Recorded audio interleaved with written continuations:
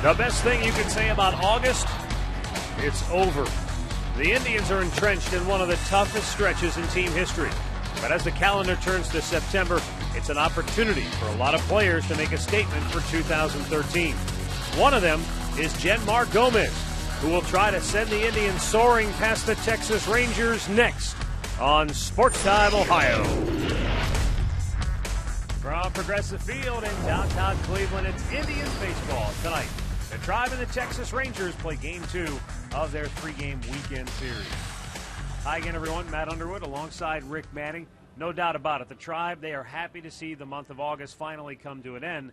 Adrian Beltre of the Texas Rangers, he's not so much happy about seeing that month come to an end because he was as hot as anybody in August. Well, he ended it on a very positive note, getting 4 hits last night, hitting the ball everywhere where it was pitched. Inside, he'd turn on it. He went up the middle. He went to right center. He had a pair of doubles. He is now 4th in the league in batting average, and this right-hander you got to stay away from because in his last 9 games, he has been on fire. 14 RBIs. He has 3 3-hit games, 2 4-hit games. And guess what? He still has 4 games in there where he didn't get a hit, but he's still hitting very, very well. And this is not a Texas Rangers lineup where you can just say, okay, we'll not let this guy beat us and we'll be okay, because they still have a guy named Josh Hamilton who has over 100 RBIs already this year. All right, let's take a look at tonight's Nissan Road Ahead pitching matchup. It was supposed to be this guy, but he tweaked his ankle in his last start. Thought he was going to be ready to go tonight, but Rick, that's not the case. No, Roberto Hernandez has that foot in a boot right now, and he'll probably miss his next start as well, so he will not be in there. But Jenmar Gomez will take his place, and Jenmar on the year 4-7, and May 4th against the Rangers. He went 7 innings, gave up 8 hits, 3 runs. He will take that start again tonight if he could get it. He'll be matched up against Scott Feldman. He is 2-1 in his career against the Indians, but hasn't started against them since 2009. And you know what? This guy has been a man of streaks. He lost his first 6. He won his next 6. He's on a 4-game losing streak now. We'll see what he has to offer tonight. Get to a Nissan dealer for special offers on innovation that excites. Indians making some September call-ups here today. Left-hander Scott Barnes is in the bullpen. Outfielder Thomas Neal is here. And Russ Kanzler will make his Indians debut tonight. He's DHing, batting 5th. We're back with the play-by-play next on Sports Time Ohio.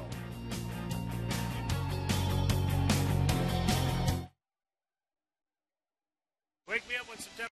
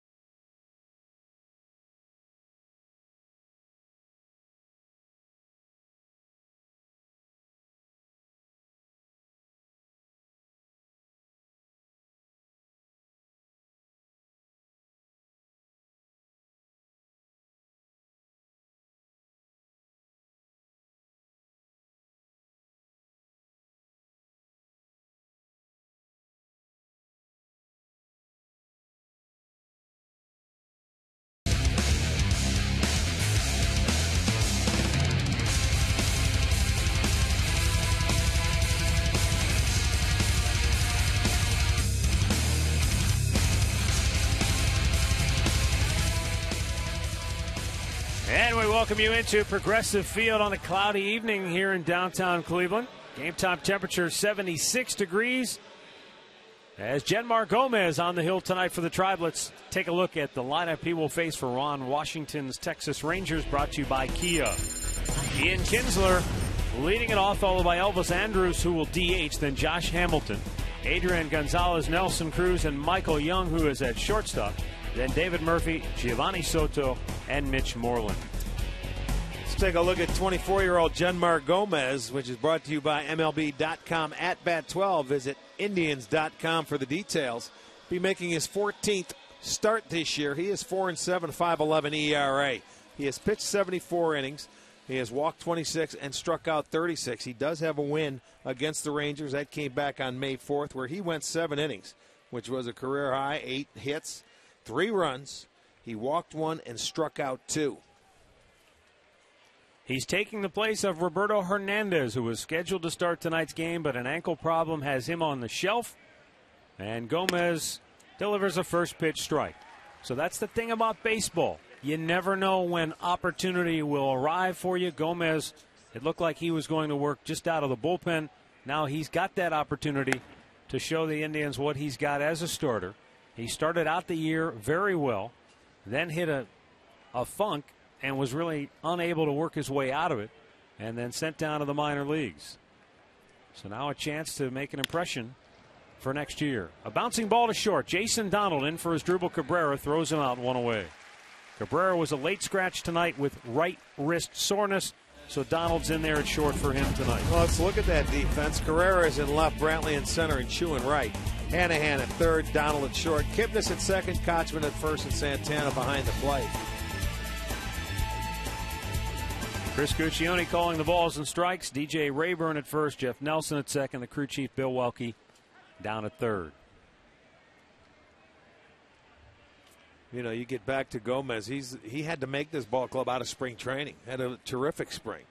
Ended up earning that number 5 spot in the rotation and pitched very well early. And then hit a snag in the road. I don't know if he got tired. He ended up having a problem pitching out of the stretch. So that'll be something we want to look forward to tonight when he gets his first base runner or when he has a few base runners, how he reacts. Well, Rick, remember that start in Houston. He was firing no-hit baseball against the Astros. Perfect game. He went into the stretch and the roof fell in on him. Lexus League Leaders brought to you by your Cleveland Akron area Lexus dealers. And Andrews looks at a ball outside. 3-0 the count.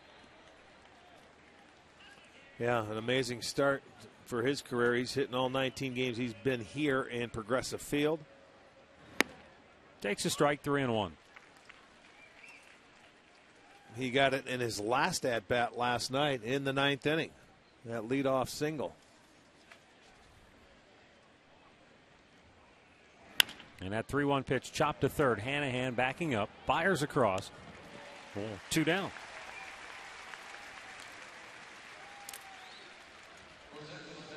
Good start for Genmar Gomez. You know, he relies on the sinking action with the fastball. A couple of ground ball outs to start.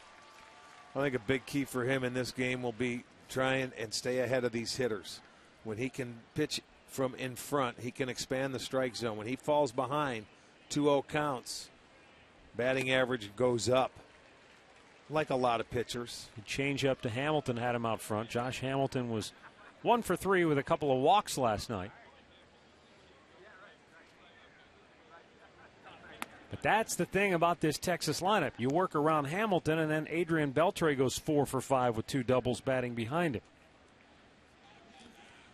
Yeah, it's a very deep lineup. They lead the league in average. They're hitting .278 as a team. They lead the league in runs scored with 675. They have good power, and they just continue to wear you down. Fouled right back. It's 2-2. Well, you talk about it with Gomez. He doesn't have an overpowering fastball, so it's all the more imperative for him to try to stay ahead in the count. 2-2. Swung on and missed. He gets Hamilton to strike out in a strong start for Gomez as Texas goes 1-2-3. The Indians are coming to bat.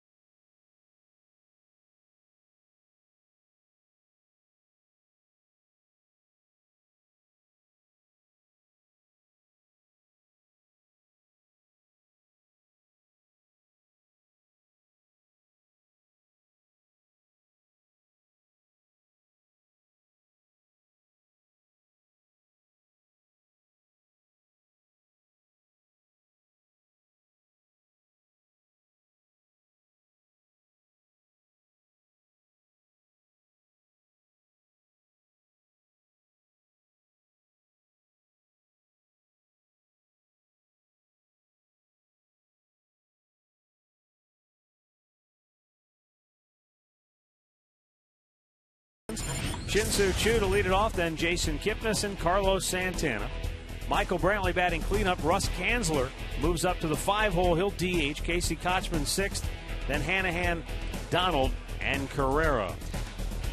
29-year-old Scott Feldman on the mound. It's his 18th start of the year. This guy has been a Mr. Streak.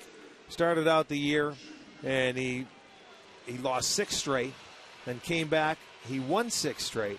He is on a 4-game losing streak right now. So, and a lot of times that has something to do with a little bit of the run support. You wouldn't think so with the Texas Rangers, but it has in those last 4 starts. He usually has very good control. He doesn't give you many base runners via the base on ball. Pitch in there for a strike. Feldman started the year coming out of the bullpen before going into the rotation. 1-1. Last pitched in Cleveland as far as starting goes, September 9th of 2009. Down low, 2-1.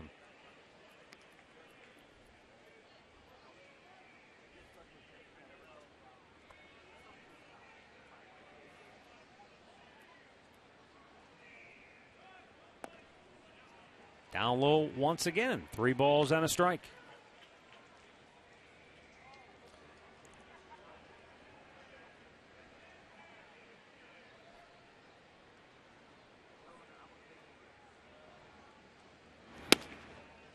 And it's ball 4, close pitch, but Choo draws a leadoff walk to start tonight for the Indians.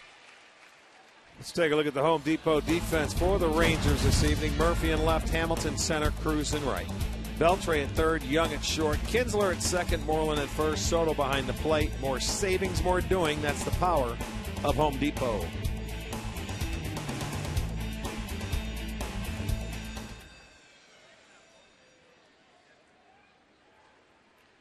Here's Jason Kipnis 0 for 3 with a walk last night.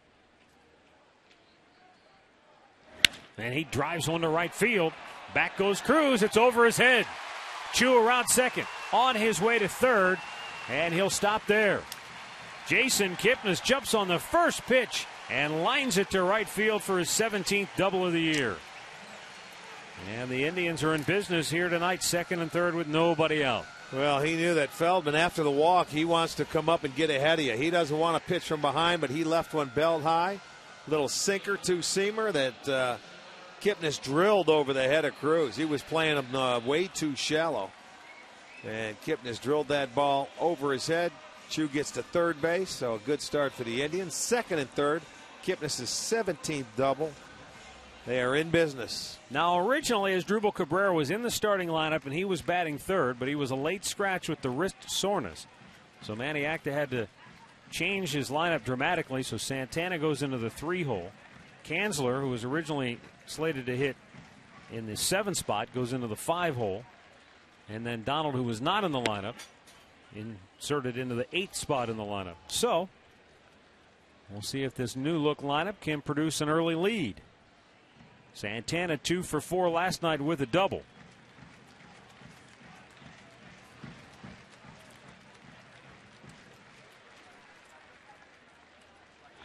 And it's outside, 2-0.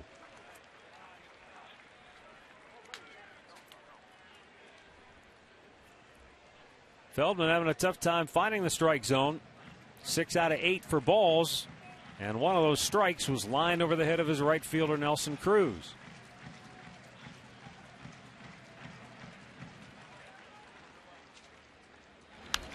Had a good cut, but he fouls it back, and it's 2-1.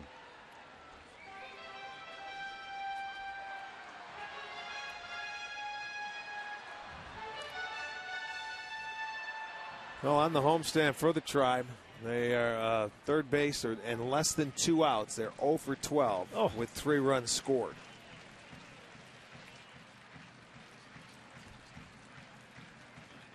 It's really been a problem all season long. You think back early in the year, they made the most of the tough hits. The 2-out RBI hits were really their calling card. Even starting rallies with 2 outs and nobody on base. it's these situations that all season long have been so troubling for them. You know, get that runner to third with less than 2 outs, or second and third, or bases loaded and nobody out. Fundamental baseball. And they haven't been able to cash in right very here, often. I mean, right here you would take, especially with the count. He fouled off the 2-0 pitch. You would take anything, a ground ball to the right side to get the runner in and move the other runner over. Any way you can get him in. Off-speed pitch, drops it in. And the count evens 2 balls, 2 strikes. Michael Brantley waits on deck.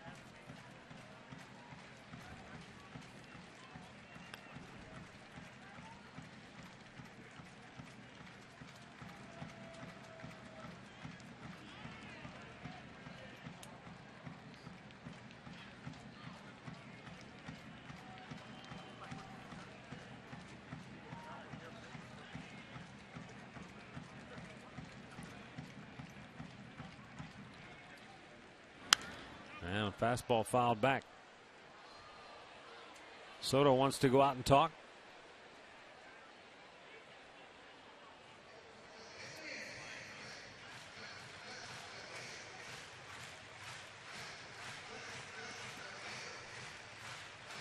Ron Washington's Rangers have won 10 of their last 13. They sit atop the AL West with a mark of 78 and 53. They began the day 4 games in front of Oakland. A's are in action later tonight at home against Boston, where they pummeled the Red Sox last night. How about that game? Santana got a piece of that to stay alive. 20 runs, 20-2 against Boston last night. That's a Red Sox team that is in danger of falling to the bottom of the AL Eastern Division standings. They started the day having lost 4 in a row, although Toronto lost earlier today at home to Tampa 5-4. 2-2. Line to left center, a base hit. That'll score Chu. Around third, coming home is Kipnis. He got a great read. He'll score. And Carlos Santana delivers a 2-run single, and the Indians take a 2-0 lead. For Carlos Santana, RBIs number 58 and 59. Well, there you go. There's that first hit with a runner on third and less than 2 outs. It's going to be our McDonald's. I'm loving it. He went with something out over the plate. Looked like a little sinker, but Carlos just stayed on it nicely. Drilled it into left center field. Will plate the 2 runs, so the first 3 have reached for the Indians, and they have a 2-0 lead.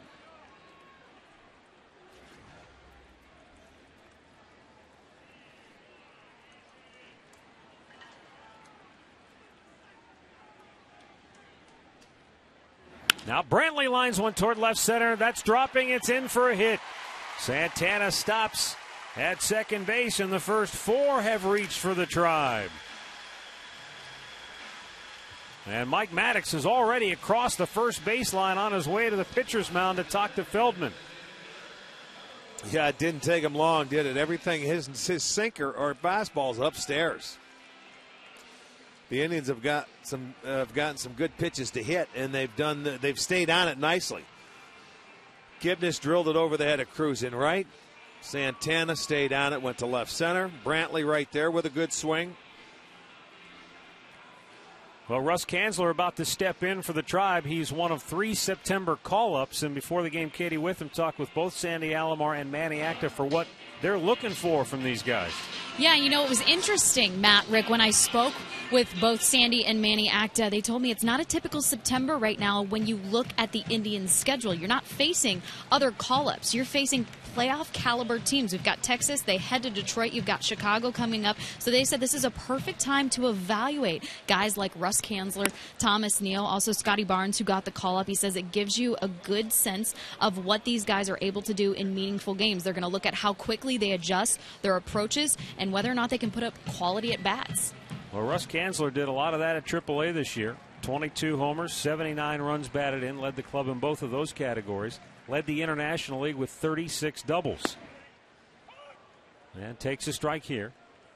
Last night, in his final game with the Clippers, talk about a send-off. He went 4 for 5 with 2 doubles, a homer, and 6 runs batted in against Louisville. So you like that, Rick. You call a guy up when he's hot and immediately insert him right into the lineup. That's a good thing. 1-1. Line to left. And it's another base hit. But Santana got caught between second and third. He makes it because Murphy threw to second base, and Brantley was already there. He had Santana dead to rights at third, but he threw back to second, and the Indians catch a break. They're loaded up, still nobody out. You know, you're exactly right. He had Santana, but he looked at second. I don't know. He was confused. Brantley was more heads up on the play. Santana stopped almost like he had to go back. Watch him take off like it was a base hit, and then he stops. He went back. If he goes to third base, he has him easily. He tried to go to second, and Brantley was heads up to get there. You could see Beltre turn and yell to no one in particular because he was thinking the same thing we were. They had Santana had he thrown it to him, but Murphy went the wrong way, and now the Indians a chance to cash in big time. A.C. Kochman, a 2-run homer last night in the 9th inning, takes a strike. Roy Oswalt already getting loose in the Texas Rangers bullpen. Feldman's made 18 pitches here in this first, and he hasn't retired a batter yet. Yeah, walked the leadoff guy in 4 consecutive hits.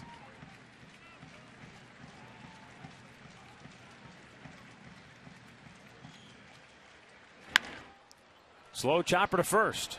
Moreland's only play is at the bag. Kochman gets a run home from third, 3-0 Indians. Casey's 48th run batted in on the year.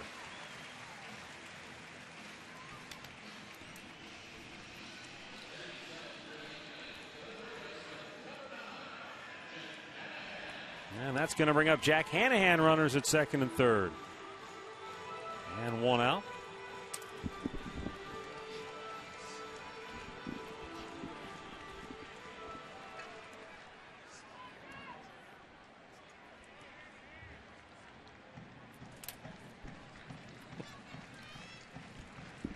Hanahan awaiting the pitch and takes a strike. There's Roy Oswalt.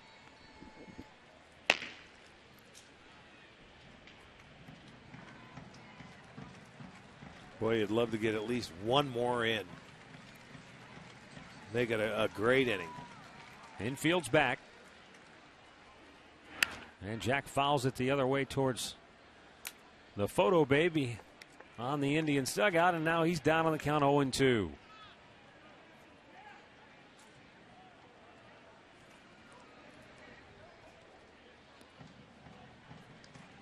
Michael Brantley, the runner at third base. Russ Kanzler is at second.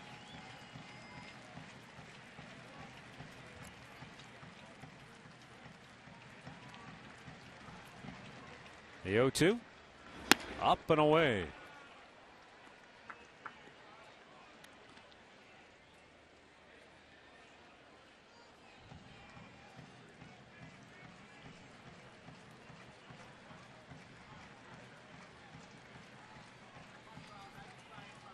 Minnesota tagged Scott Feldman for 6 runs in his last start in 5 2/3 innings. Start before that, he gave up 5 runs to the Orioles in 5 innings of work, so he has been roughed up quite a bit here lately.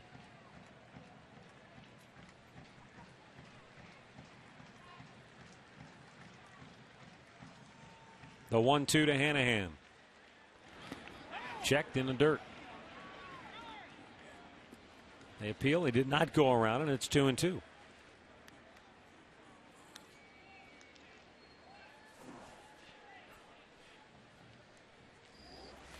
Threw that curveball in the dirt. There's your side view. He did not.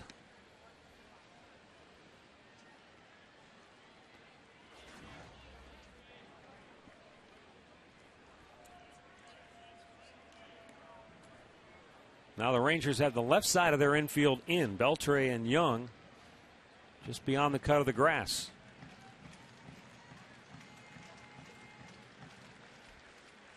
And the 2-2. They throw down. Brantley back in time. Tell you what, that looked like a pretty good pitch. I don't know if he blocked him out. See, he's talking to him about it right now, about that pitch. He comes up. He was firing to third base. Watch this. That was right there. Caught a break. They must have had that play called. Brantley gets back. So a full count now for Hanahan. You can see they're in on the left side of the infield. The 3-2 is blooped the other way foul.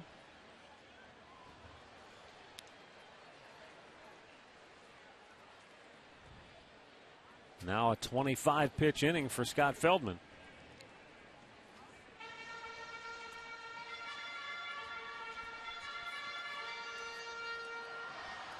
Jason Donald waits on deck.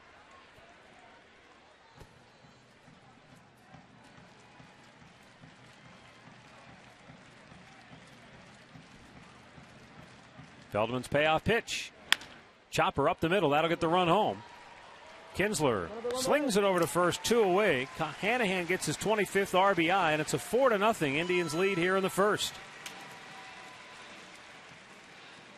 So tonight they're doing the fundamental things that have been missing a lot lately. You know, it was funny that they brought the left side in, they left the right side back, because if Kinsler's in on that one, I don't know if a run scores. I would think it would with Brantley because they would send him on contact, but they let him stay back, and the run gets home. It's a 4-run first inning.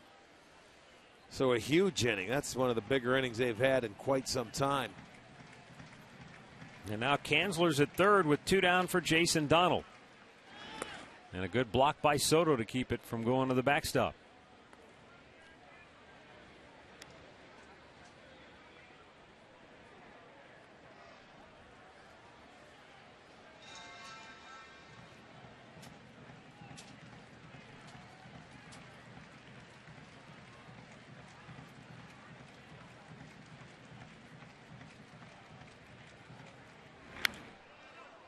Back over the screen, 1-1.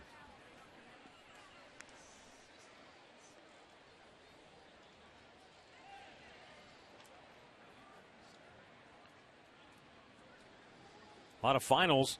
Yankees beat Baltimore 4-3. It's a big win for New York. It restores their 3-game lead over the O's in the AL East after losing to Baltimore last night. Minnesota beat Kansas City. First game of a doubleheader, 3-1. Donald, ground ball, left side. Kinsler throws him out, and the inning is over. But the Indians strike for 4 in the first. Santana drives in 2. Couple of RBI ground outs. 4-0 Cleveland.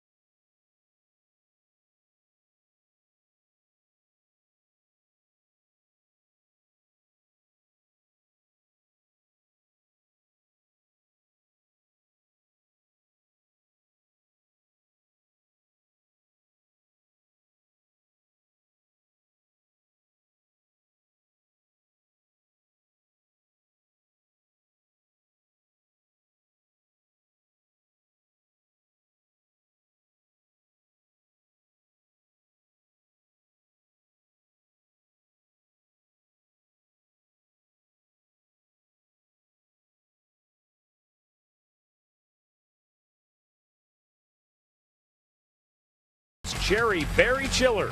Cherry and raspberry flavors blended with ice and 100% fruit juice.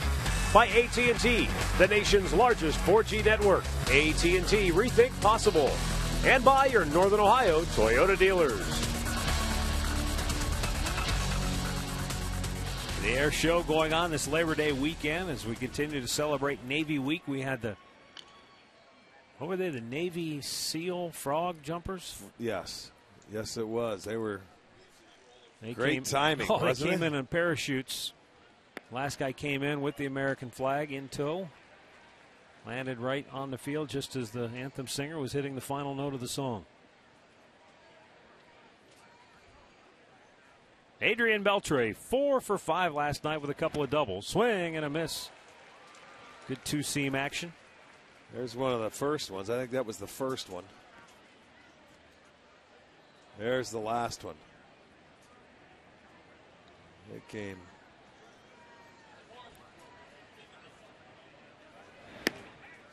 Beltre out looking. Back-to-back strikeouts for Gomez. One down here in the second. Well, you're going to see this tail on this fastball coming back. See where Santana's sitting, and it comes back right over the outside corner. Great pitch. Beltre gave up on it, and it had. You see that front foot looking out there. He knew it. Now Nelson Cruz. He was 0 for 4 last night, 3 strikeouts. And after his last strikeout, he slammed his bat on the ground, broke his bat, and then barked at the home plate umpire, Bill Welke, and immediately was ejected from the game.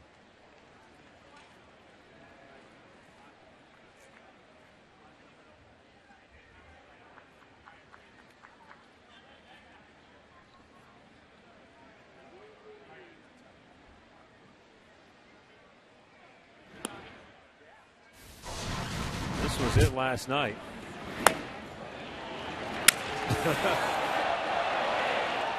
That's the best wood he got all night, was on the ground.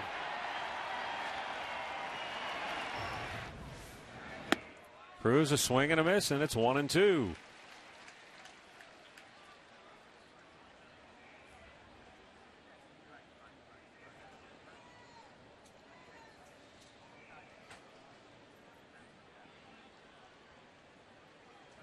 Swung on and missed. He struck him out. And that's 3 straight Ks for Gomez. 2 down here in the second. Well, he went slider, two-seamer in, slider. It was really a nice sequence how he went about it. Excellent location. Got him to swing and miss it 2 sliders away, and he got him to swing over that sinker down and in. 3 straight strikeouts. Here's Michael Young, 2 for 5. He had a couple of RBI hits with 2 outs in last night's game. Yeah, his last 12 pitches, he has had 6 swings and misses. He's got good movement tonight. You could see even with that two-seam fastball, it was running. And another one just runs down and in, and Young swings right over the top. It's 0-2.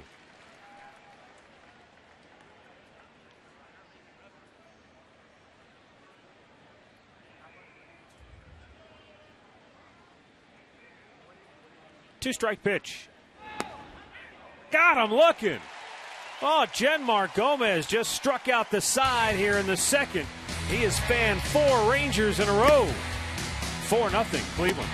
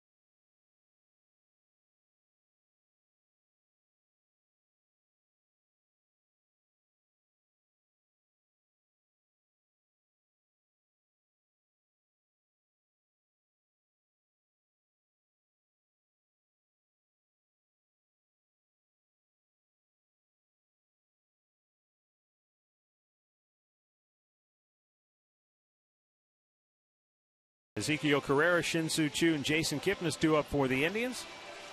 Matt Underwood, Rick Manning with you, and happy to be joined now by Chad O.J., who's here. Alumni weekend, hanging out, watching some Tribe baseball. How we doing?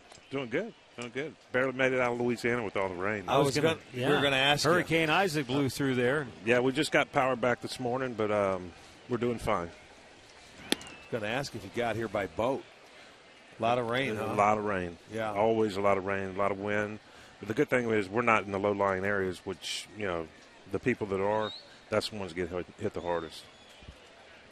Well, after just going through this, 7 years ago with Hurricane Katrina, I'm sure everybody was on edge. Yeah, we had that one. Then we had Gustav in 2008. That hit us directly, and then this one hit us directly. So, but they like to party down there a little bit whenever the hurricanes come. And you're right there with them, aren't you? Oh, no, not me. Carrera fouls it back. No balls, 2 strikes. Yeah, it's hard to find gas. All the gas stations are out of gas. And if you want to go to the liquor store, forget it. They're all out too. They clean them out. The essentials. The essentials. Carrera again fouling it back.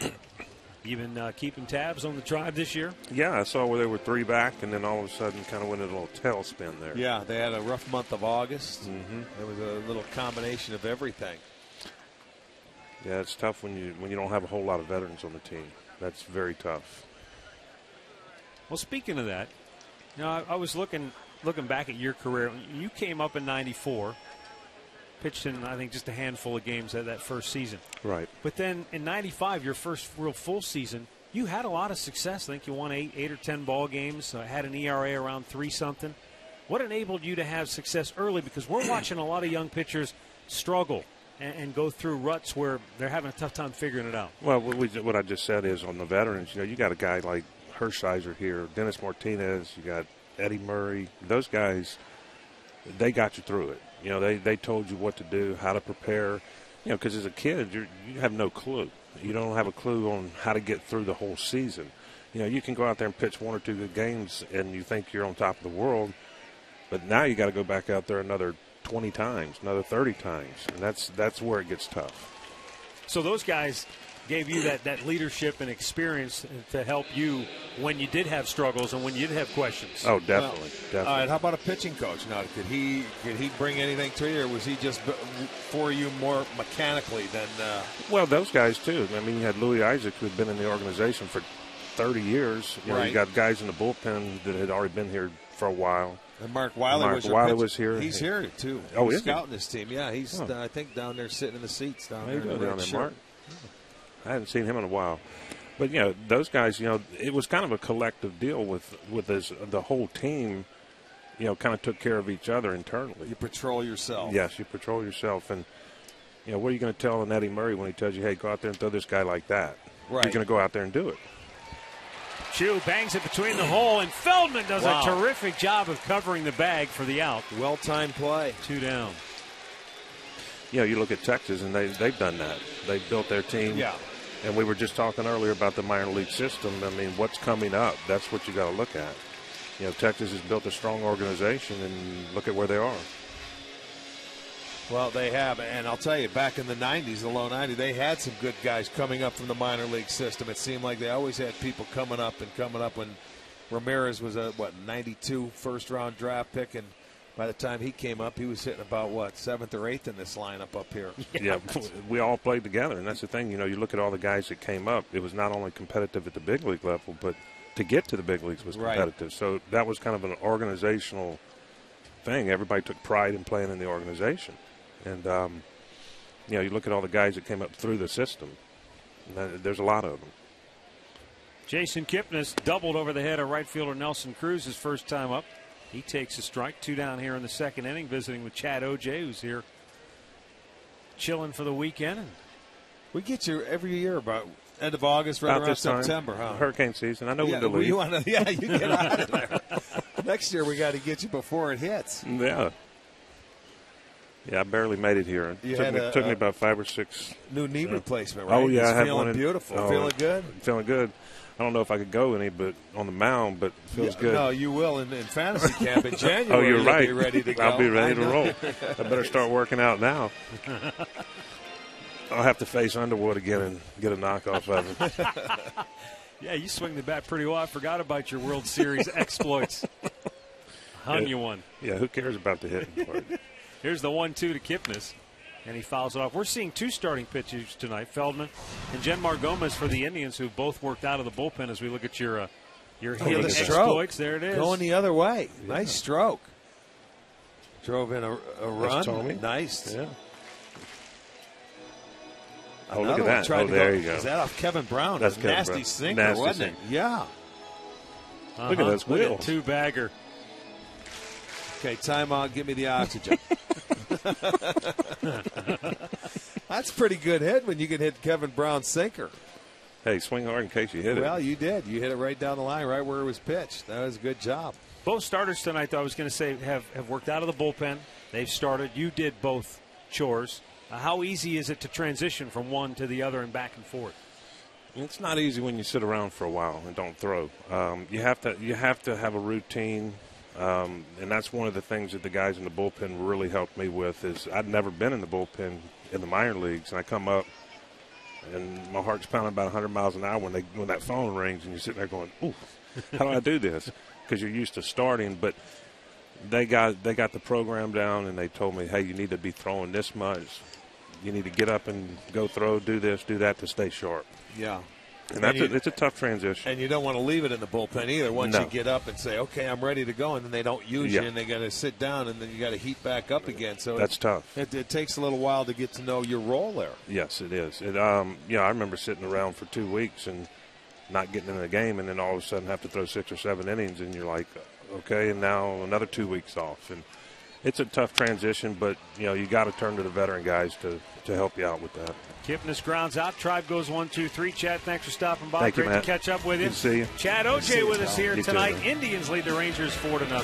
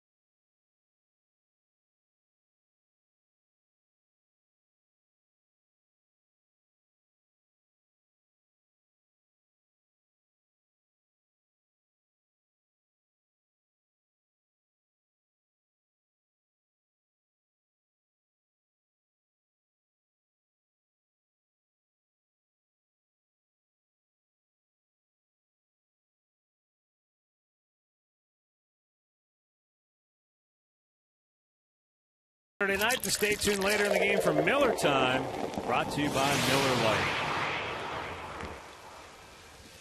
Lite. We talked earlier, Rick, about opportunity. And for Genmar Gomez, he's got an opportunity now to go out and, show him what he has and what he can do and hopefully impress upon the organization that he can be a guy they can count on as a starter for next year.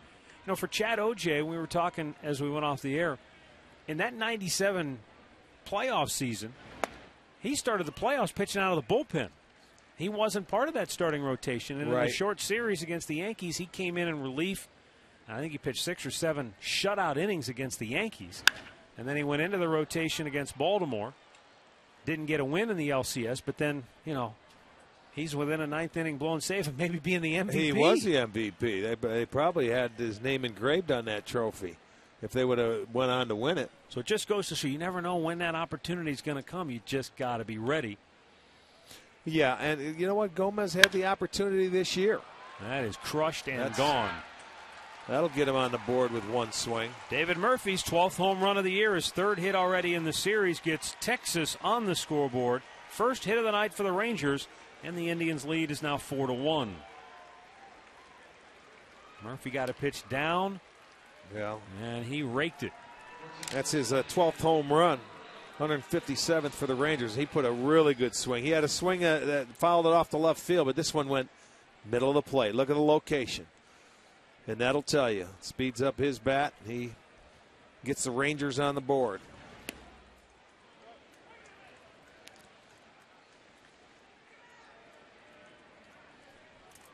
But solo home runs don't. That really came on an 0-2 pitch, which was, that's where you got to work a little bit better. That ball was right down the middle. Giovanni Soto 0 for 4 in last night's series opener.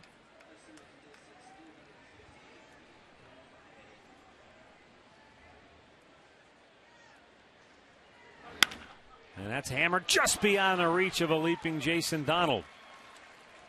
And so Soto with a base hit here. And now we'll see Gomez working out of the stretch for the first time tonight as Mitch Moreland comes up. All right, a couple of balls that have been middle of the plate. They've hit loudly. You can see Donald jumping up after. That ball gets by him in a hurry. So back-to-back hits for Texas here in the third.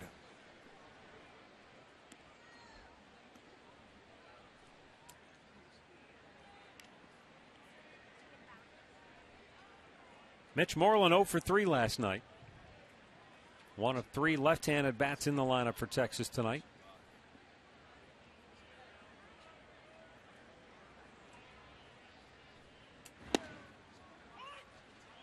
And a first pitch strike.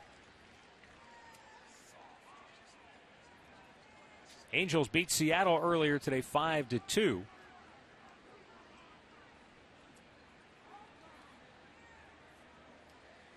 Angels have now won 5 in a row as they try to creep their way up into the wild card hunt. Well, the Angels now, they'll meet the Oakland A's on Monday. Yeah, and Oakland is the top wild card team coming into today, and LA 4.5 back, so they're right there in the mix.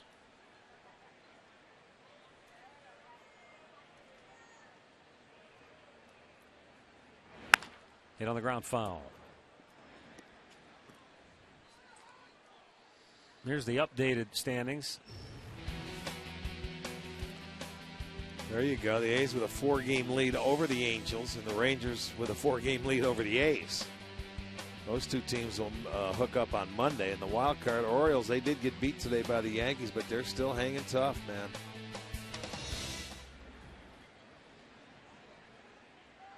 Two-strike pitch. Just a little bit outside.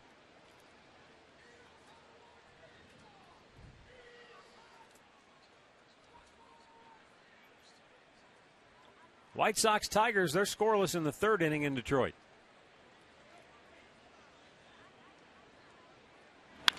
Hit on the ground, in between the fielders with the shift. Donald recovers in time, throws low, and Kochman with a super scoop at first base to retire Moreland for out number 1.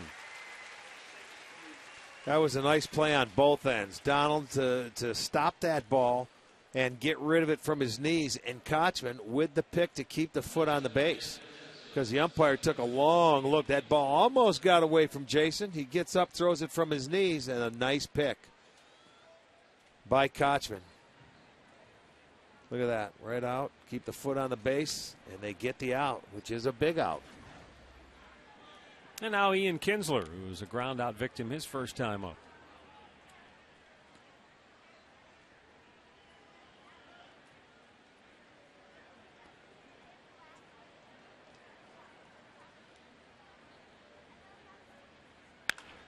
Hit hard but foul.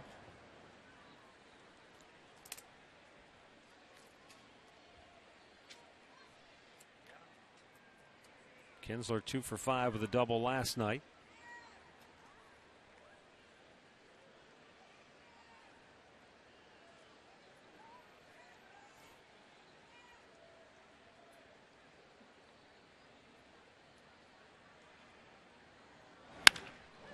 And another hard hit ball foul. It's 0-2. You know, this guy never met a fastball he didn't like. I mean, he will swing at it from nose down to his toes if he's in the mood. He has a good eye at the plate, too.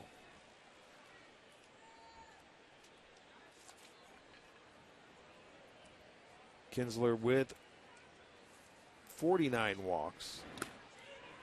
Yeah, I don't know how you categorize him as a leadoff guy. In some ways, he's almost like a right-handed version of Grady Sizemore in that he's got more power than maybe the average leadoff guy, but not a guy who draws a ton of walks. No, he'll strike out a lot, but he can drive in runs. 36 doubles. Yeah, he's got 66 ribbies. There's a high pop to left. And Carrera will make the catch, 2 down.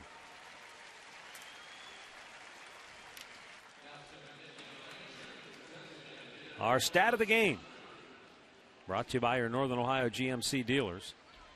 And now that August is over, we can finally put it to rest, but it was a dreadful month.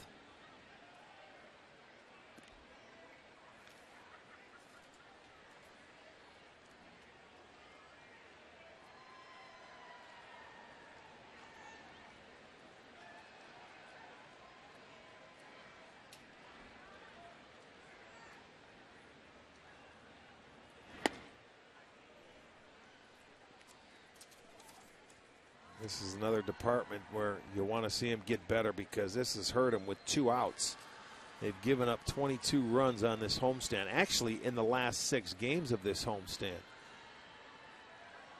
A 298 average. Good pitch. And Andrews watched it go by, 1-1 to count. You keep that one solo home run, you give him a point on the board, and you can get out of this would be very good. Andrews, pretty good clutch hitter. Chops it to third.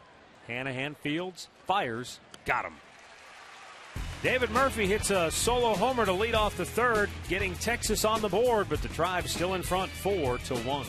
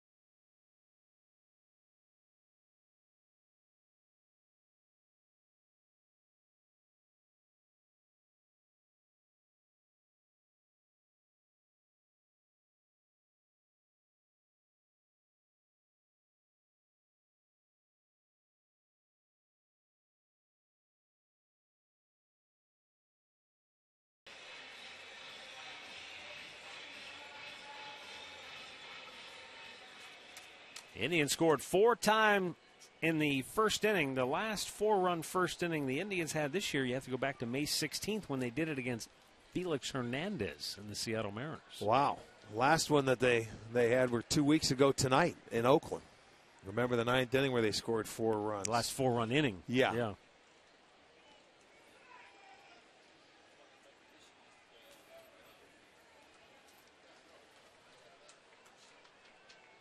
The 1-0 pitch. Remember, they had I think it was a 3-run first inning against the Yankees that they were able to use to get a win on. That's right, a 3-run home run from the bat of Michael Brantley. Yeah. Carlos Santana with a clutch 2-run single in the first. Got it rolling.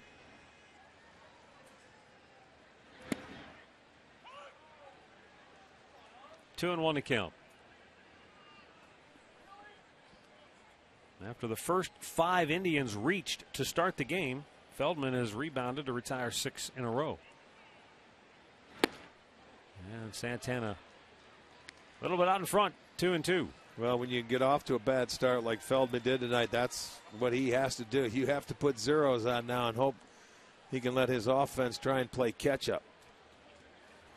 He's had 50 pitches on the night. That's why the Rangers did get on the board with that solo home run. It'd be nice if the Indians could come back and take that momentum away from them.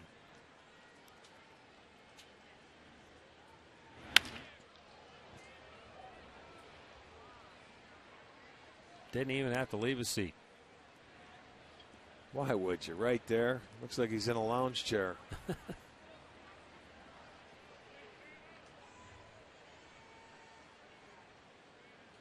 And now Feldman with the 2-2.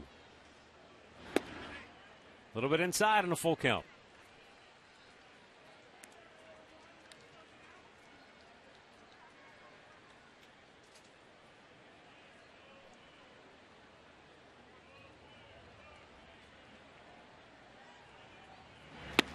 Yeah, he strikes him out. Second strikeout for Feldman. One down here in the third.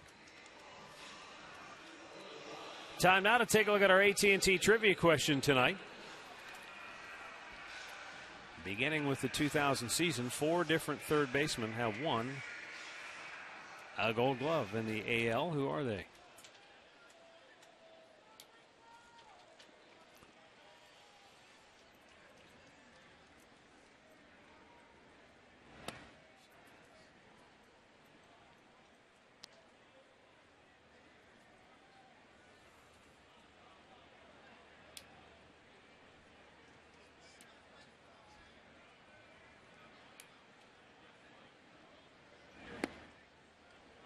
And a strike called, 1-1 to count.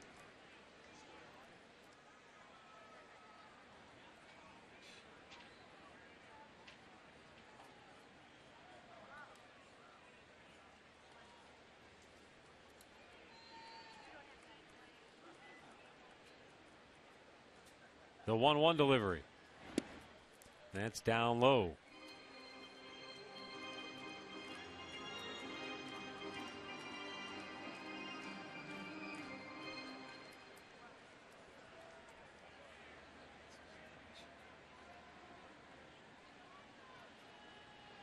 Now the 2-1.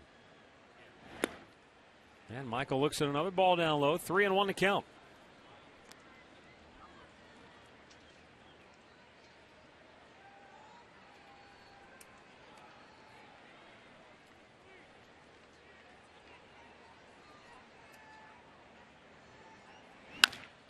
Right back to the mound. Feldman flips it to first, 2 away.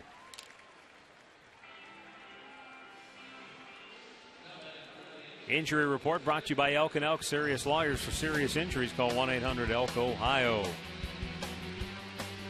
And for the Texas Rangers, Mike Napoli on the 15-day DL. That's a big bat that they love to have in this lineup. Yes. Colby Lewis.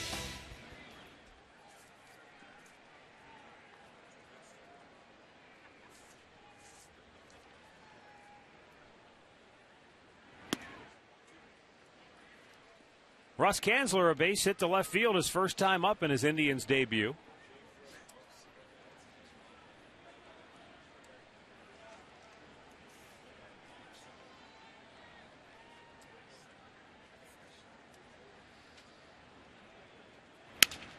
Bouncer between third and short. It gets by Beltre, and Kanzler has his second hit of the night. Beltre was looking back at the cut of the grass as if that ball stayed down. He maybe was expecting a hop, but he just couldn't corral it. Here's our great clip of the game from last night. J.C. Kochman's two-run homer in the ninth gave the Indians some life. Great Lips, it's gonna be great. Casey now with a dozen homers on the year. Picked up an RBI in the first with a ground out. Breaking ball in for a strike. They ruled this an error, huh? Oh, come on. If it gets by this guy, it's a base hit. He's not even in That front ball of him. stayed down. No, if that ball gets by Adrian Beltre, it's a base hit. I'm sorry. This guy's a Gold Glover. It's like, it's got to be a hit.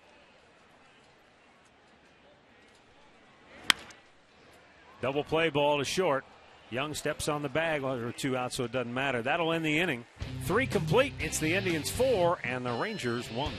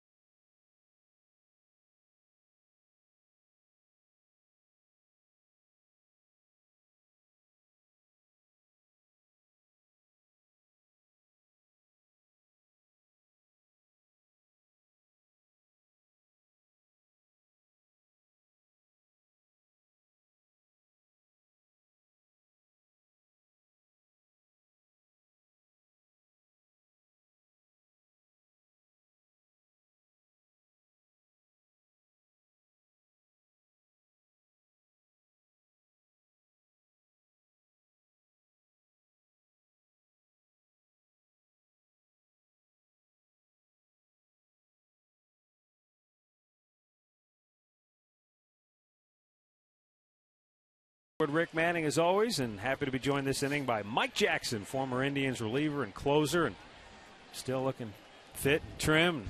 He's working on his slider to face a few people he geared wants up for fantasy camp again. Yes, sir. Yes, sir. You were a little salty this year. You were serious. You brought it strong this year. Man, I saw you out there, and you were, talking trash to my team. So I figured I'll let your team see a little bit of the old Mike Jackson. That's right. You were there. A dose of reality. Yeah. Intimidation and everything.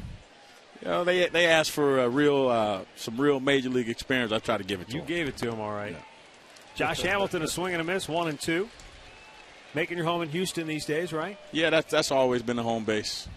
Regardless of wherever I played throughout my career, that was where I would spend my winters. Well, you've seen the Astros go through a lot of what the Indians have gone through here lately, especially. It's not a lot of fun when you're not winning baseball games.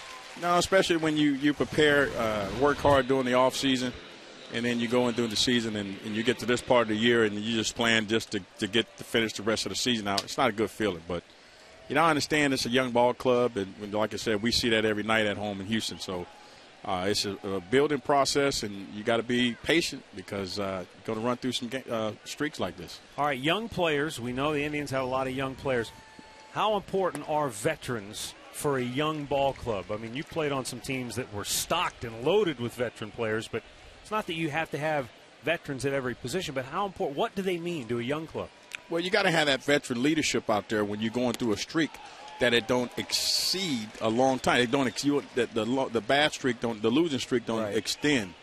Everybody's going to have losing streaks, but you got to have somebody on that ball club to understand that we can't panic, we can't get down because it's a long season, to keep the team pumped up and get those players motivated to go out there and end that streak.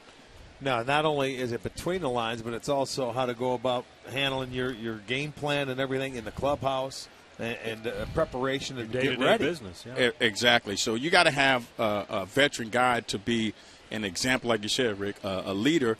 Some of these guys don't know how to prepare themselves for the game. Some of these guys don't know, what they need to do off the field, in the clubhouse, to stay in shape, stay in condition all year, because it's a long ball season, a ball season.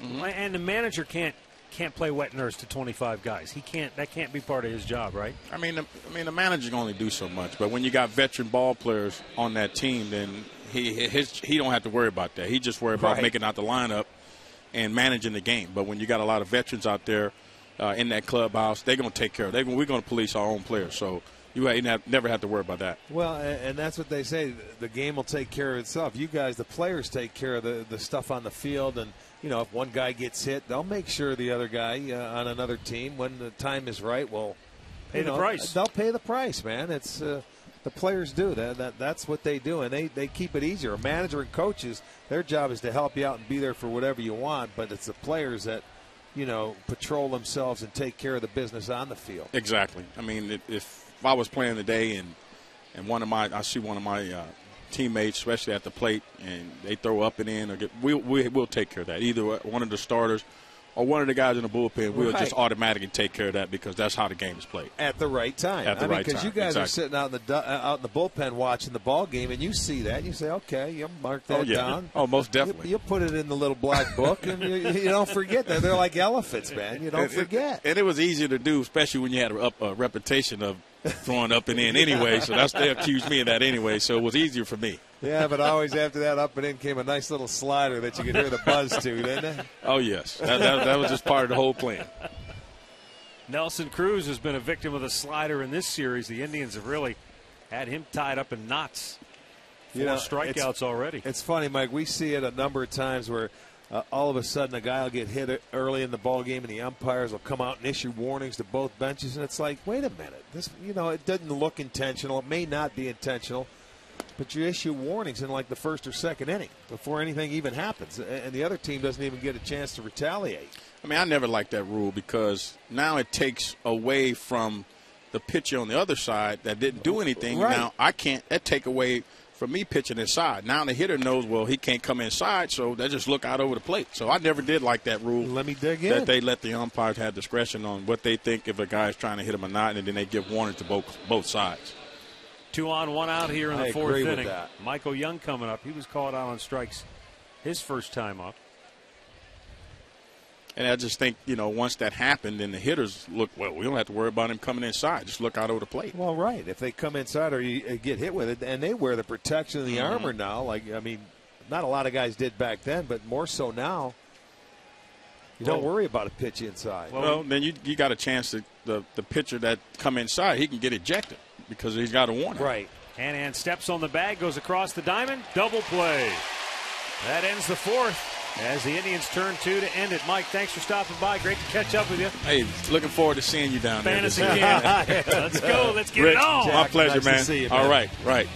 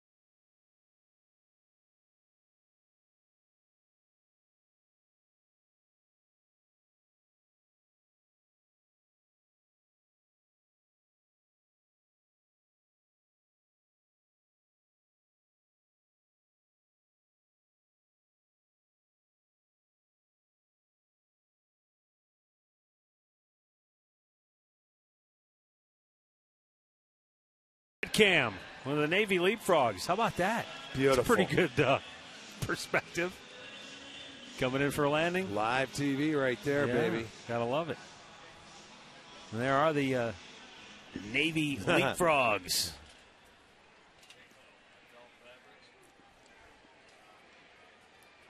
Home half of the fourth. Tribe on top 4-1.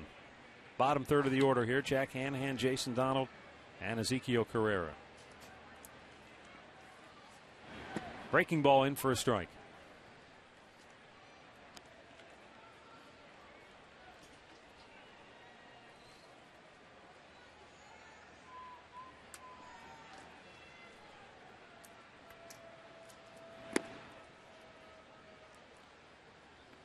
One on one the count.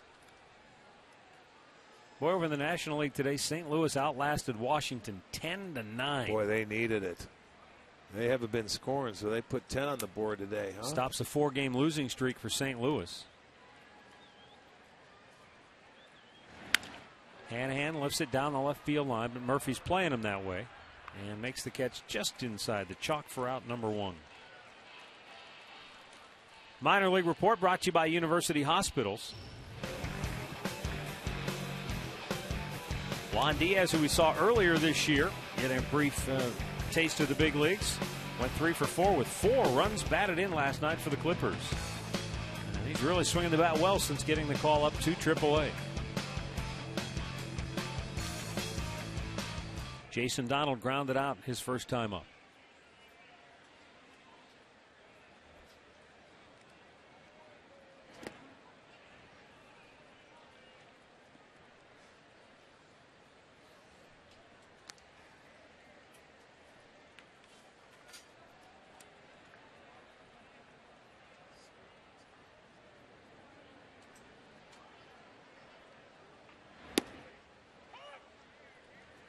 One and one to count.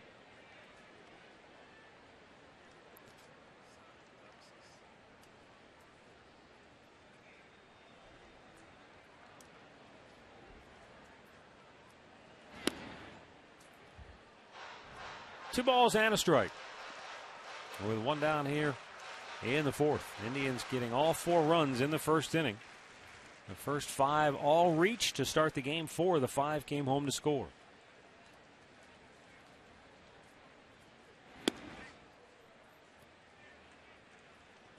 But Feldman has really rebounded because after the 5th straight Indian reached in the first, that was Russ Kanzler who singled. They've only had 1 hit since. It was Kanzler. It was 2 for 2 on the night. Now the 3-1. Full count.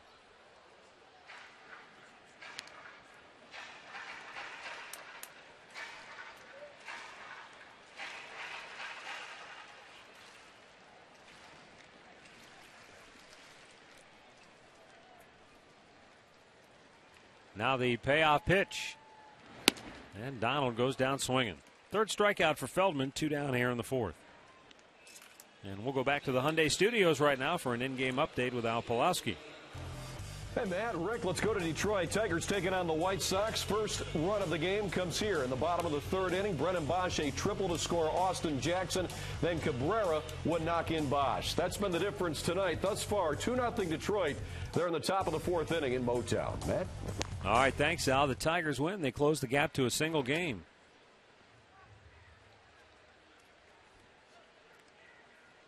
Ezekiel Carrera went down swinging his first time up.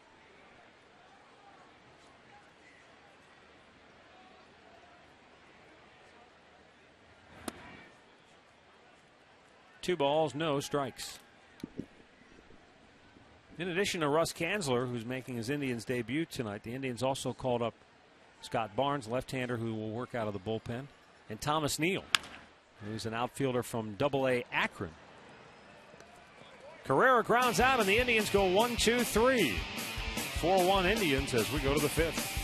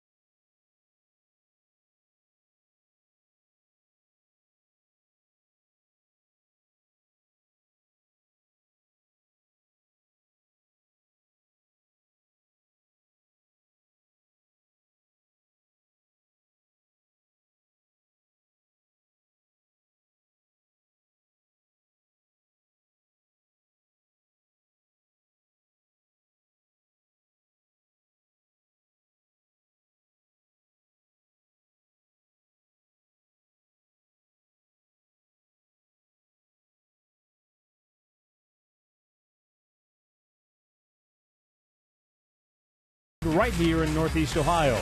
By Kia, Cleveland.com, and by First Merit Bank.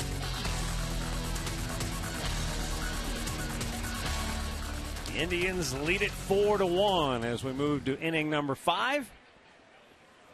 David Murphy, Giovanni Soto, and Mitch Moreland for Texas, bottom third of the order. Genmar Gomez, 54 pitches on the night. He's had 6 ground ball outs and just 1 fly ball out. So that's a good sign, keeping it down. He's also had Texas hitters flailing away 11 swings and misses. Well, that second inning he had was a very impressive inning. When you go through Beltre, Cruz, and Young, and you struck out the side, 2 of them looking.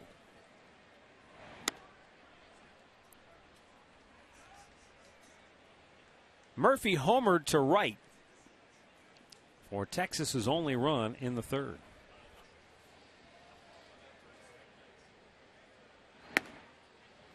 And now Gomez staying away from him here. It's 3-0. Nothing wrong, but I mean, that pitch that Murphy hit out was an 0-2 pitch. Yeah. I mean, and it was right down the middle, so he made a mistake there. He got ahead of him, did everything right, just didn't execute his 0-2 pitch. Walks him on 4 straight, and Texas has their leadoff man aboard. Second walk issued by Gomez. And Giovanni Soto, the Rangers catcher, who singled to left field his first time up.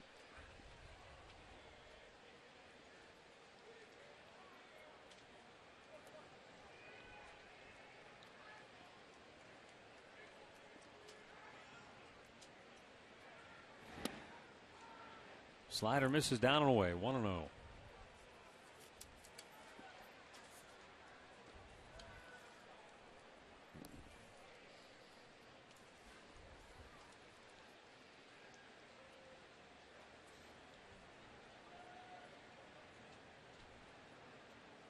Runner goes, and a chopper high off the plate. Gomez, his only play is at first. He lobs it, though. They get the out, but all the way to third goes Murphy. Well, he was lucky to get the out at first because of the throw. It's almost like a changeup, wasn't it? Well, he threw an Ephus pitch over to I Kochman. mean, it was high up off the plate, and Murphy was a heads-up play. He couldn't believe it. He was off and running on the pitch. So there's the hit and run. That's how you're supposed to do it, hit the ball on the ground. But you see that lob over there, and he just does get him. And Murphy turned second. He didn't even look at him, and he had it easily going into third base. So there's a hit and run that really pays off. You're not supposed to be able to advance a guy from first to third on a ball that doesn't get by the pitcher's mound, but it happened. And now Moreland, an RBI opportunity. Indians have the shift on. Popped up, foul out of play. Take care of a few birthdays tonight. Paul Carreco of Beechwood is turning 90. Donnie Bonamo of Seven Hills is 45. And Serate Zalea of Minneapolis, Minnesota is 29. We've got to save our best for last. The 0-1 swung out and missed. Moreland chased one in the dirt. It's 0-2. Gomez could use a strikeout right here. He has 5 on the night.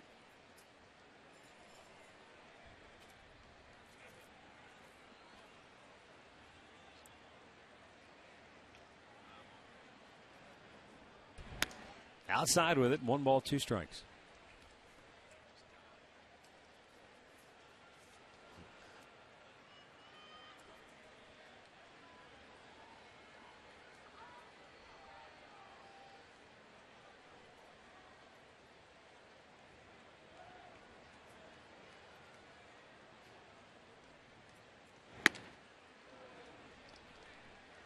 Two balls, 2 strikes.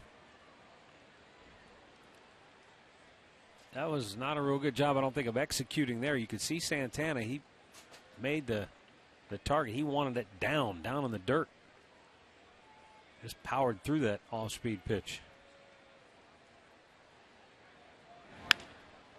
In the air, right field. This will be fun. Murphy will tag. Chu makes the catch. He's coming home. Throw way offline, and Murphy scores. And the Indians lead cut in half. It's now 4-2 as Moreland picks up his 46th run batted in. Well, so that first to third ended up paying dividends after the leadoff walk. Chu got that ball up a little too high on his head. He wanted to get up there and get rid of it in a hurry and make the perfect throw, as he always does. But Murphy, with better than average speed, beats it to the plate. And it's a 4-2 game. Cut the lead in half. Here's Ian Kinsler, 0 for 2.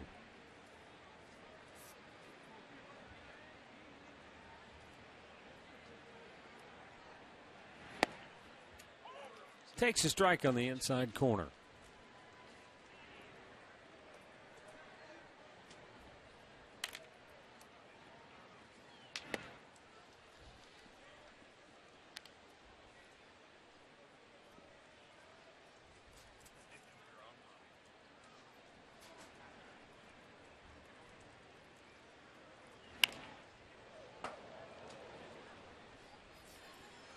See, that's one thing when Kinsler gets into grooves, he tries to pull everything. He never really searches anything for right field. He gets that groove swing, and he wants to try and hit everything and hit it to left field and pull it.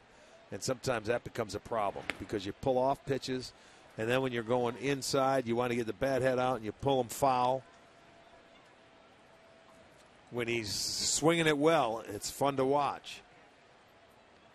But he doesn't. You won't see a lot of hits going to right field off the bat of Kinsler, or driving it to right center. Got in on him, popped him up. Out goes Donald. Called off by Carrera. And the inning is over. But the Rangers use a leadoff walk to cut the Tribe lead in half.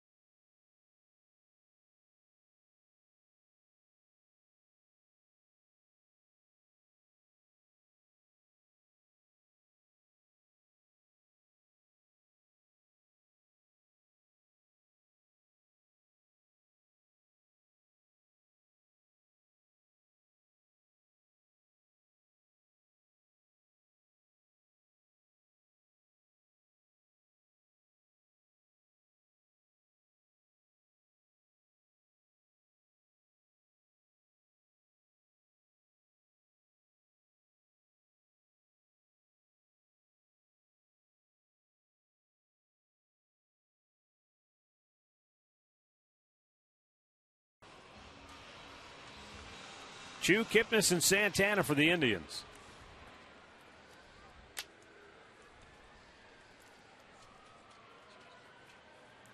Scott Feldman starts the inning at 74 pitches on the night. And Chu takes a strike.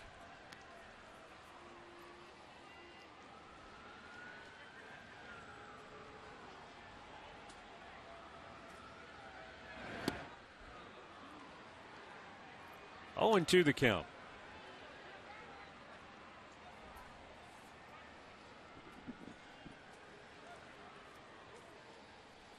Well, he's doing everything he has to do as Scott Feldman.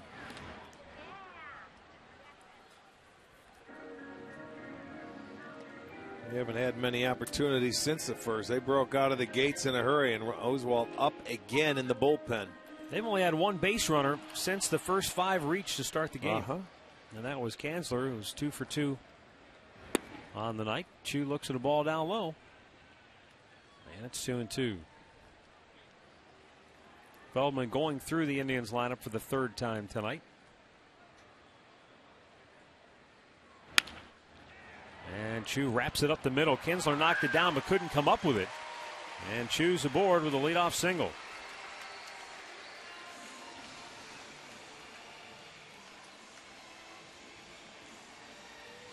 Well, he was ranging to his right, and he would have had to catch it cleanly, and I mean get it off and make a perfect throw to even think about getting Chu, and he realized it. That ball hits him on the heel of the glove. Tough play going to the backhand side on the dead run and catch it cleanly and getting rid of it like that. That ball was hit pretty hard.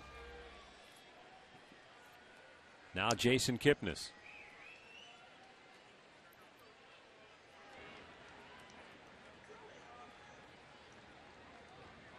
Chu takes off. And no throw by Soto. Nice job by Kipnis keeping the catcher back behind the plate. He picked the right pitch to go on the curveball, but when you go out there to fake bunt like Kipnis did, you keep the catcher back, and sometimes you block him out from seeing the ball, and you pull it back at the last minute. Nicely done.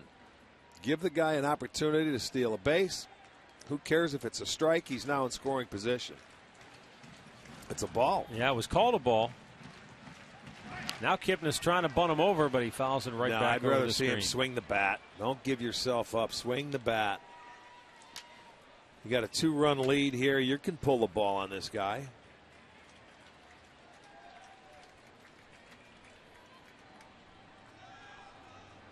Well, we'll find out now if he was bunting on his own. I'll bet he was. Swing the bat.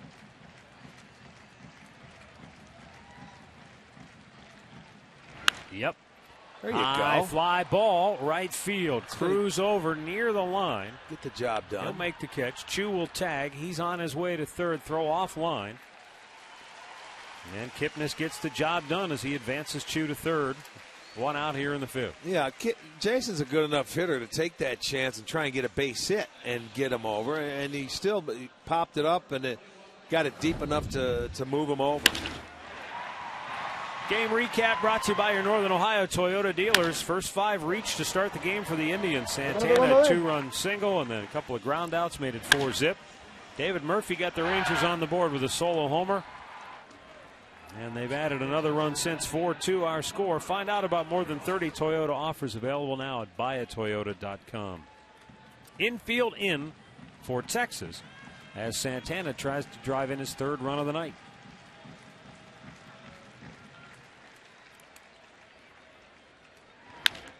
Bounce to first, backhanded by Moreland, and Chu was not moving. So that's out number 2.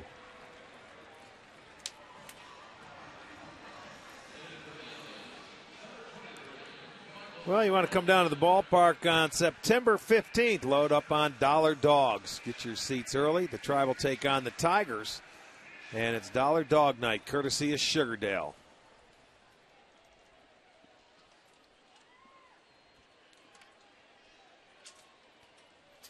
So they'll look for the 2-out hit from Michael Brantley now.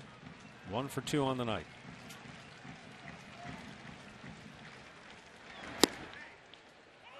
Bottom of the strike zone, gets ahead.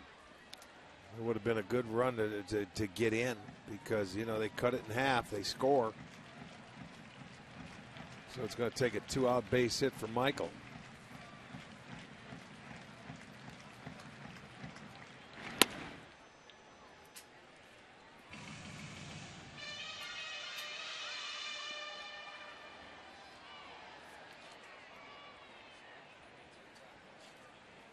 One of Michael Brantley's 55 RBIs on the year have come in 2-out RBI situations.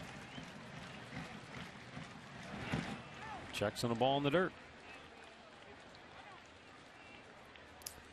Sent along our last birthday tonight, a man called Zap from Ashland, Ohio. Tom Zappone celebrating his 100th birthday.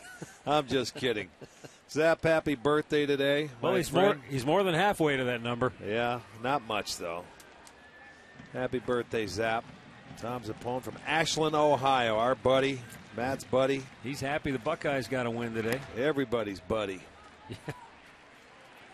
What do you think? What do you think he's doing tonight? He's not watching or listening, is he? No, No. I don't think so. Well, I hope if you know him, call him and tell him I said something very bad about him so I can hear from him. Buzz his phone. Go ahead. Feldman the line, the 3-1. Chopper to second base. Kinsler scoops it up, flips it over.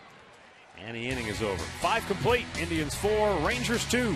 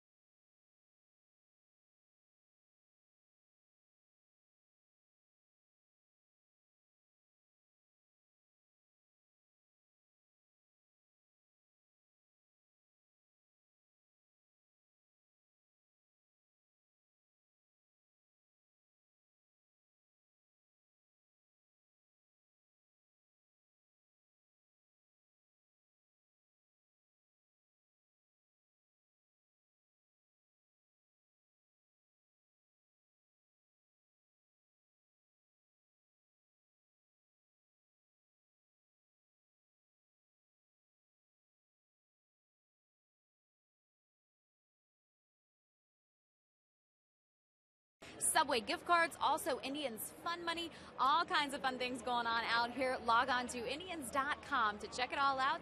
And remember, Subway, where winners eat. Matt, Rick, back to you guys. Thanks, Katie. 6th inning. 4-2 Tribe. Elvis Andrews, Josh Hamilton, and Adrian Beltre coming up for the Rangers.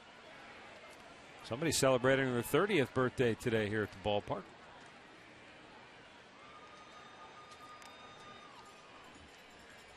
Or the kids are here and mom's at home. I'm not sure which. Gomez has done a good job in the top part of that lineup.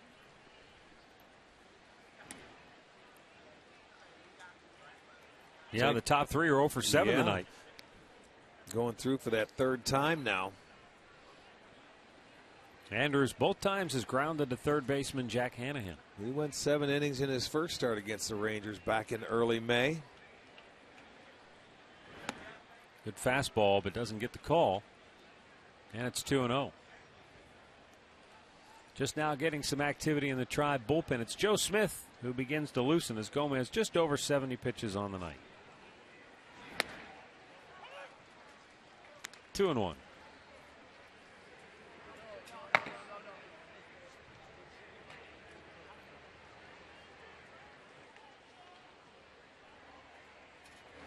Swung on and missed. He's had good movement on that two-seam fastball all night long. Yes, he has. That's his bread and butter pitch, that little two-seam fastball, the sinking fastball. Here comes a slider. No, fastball away. Wanted the comebacker. Count is full.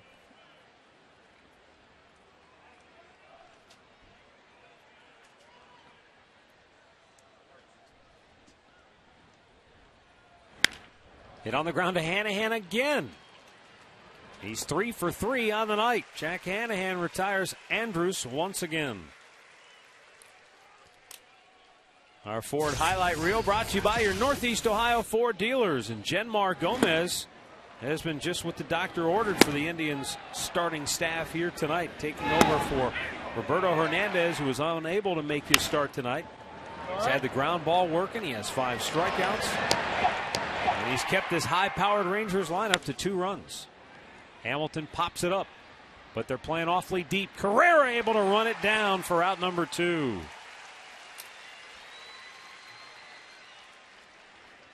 Let's get the answer to the AT&T trivia question. Who are the third baseman to win Gold Gloves since 2000? Well, we know our Travis Fryman has one of them. Beltre of the Texas Rangers has one of them. Chavez from Oakland. The mystery man? Evan Longoria. How can we forget? Well, we forget because he hasn't played much this year. Yeah, he's. Did we see him at all when we played them? I don't think we saw him for a single game. He was out. I don't think so.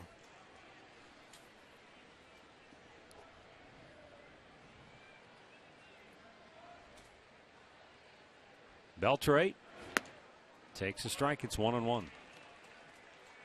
Beltre called out on strikes in the second inning. And then he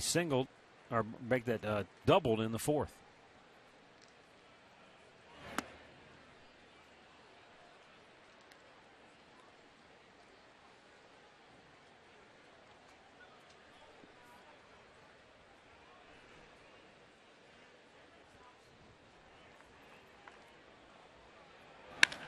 Oh, boy. Driven to deep center. Back goes Brantley on a dead run, and it is gone. Adrian Beltre with his 26th home run of the year and his 83rd run batted in. And the Indians' lead is down to a single run at 4-3. Man, this guy is some kind of hot. Yeah. Boy, oh, boy. His 6th hit in the series, and 4 of those 6 hits have been for extra bases. 3 doubles and now a homer. That's down middle of the plate. And, I mean, he juices it straight away center field. He's been hitting the ball everywhere it's pitched.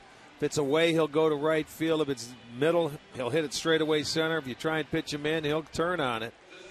Gomez had a couple of solo home runs, but he pitched pretty effectively for 5 2/3. He's going to leave the ball game, and in comes Joe Smith. Gomez exits after 81 pitches on the night. Tribe on top 4-3.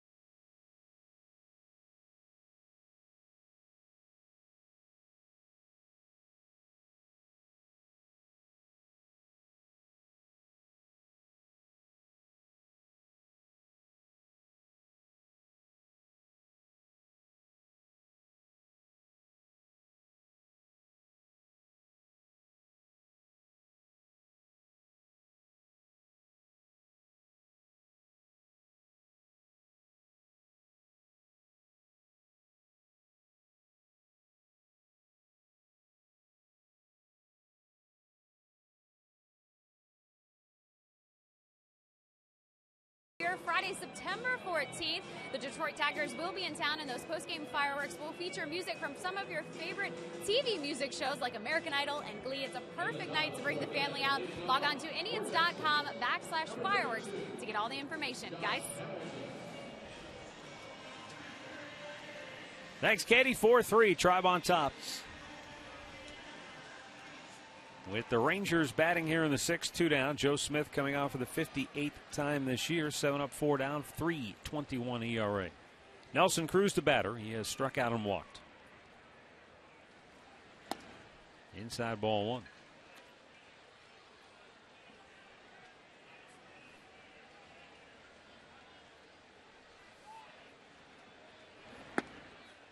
That'll even the count.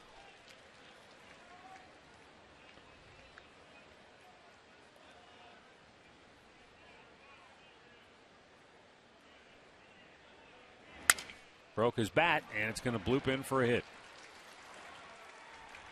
So Nelson Cruz aboard with 2 down here in the 6th. Well, he got in there. It's a good sinker. It's a good location. And what do? He busts his bat, gets it on the trademark, and bloops it in. So another 2-out hit now for the Rangers. They have 5 hits on the evening. But they're back in it. It's a 1-run ball game now. And Michael Young looks at the ball downstairs.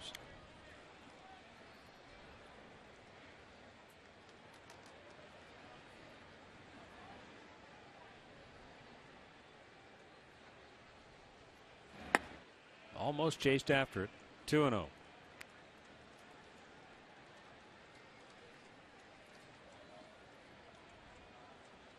Look at that. Young just 1 for 10 against Joe Smith.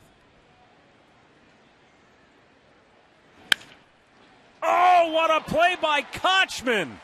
Takes a hit away from him to end the inning.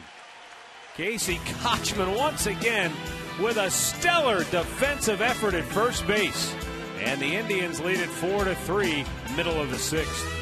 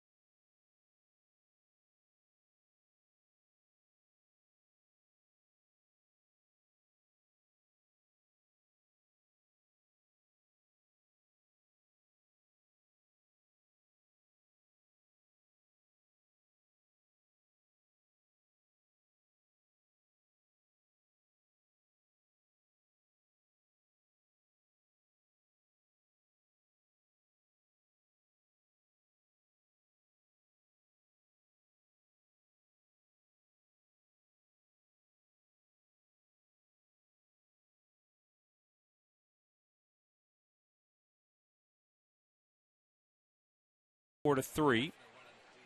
Home half of the 6th will feature Russ Kanzler, Casey Kochman, and Jack Hanahan. Kanzler 2 for 2 in his Indians debut. Couple of singles, both to left field.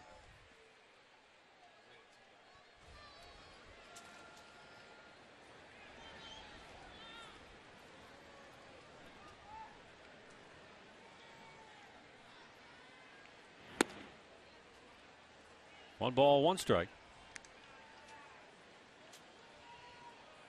Well, they're chipping away, and Feldman back out now to try and get into the 6th. They had an opportunity last inning to try and get a run.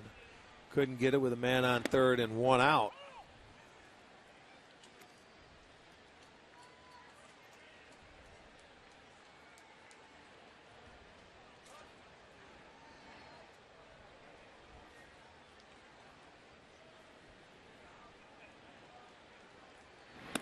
Way outside with that pitch, 2-2.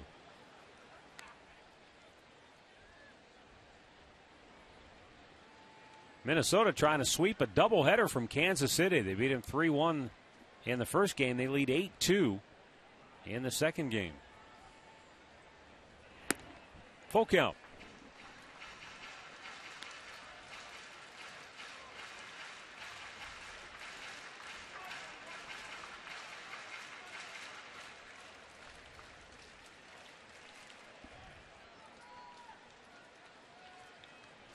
Payoff pitch.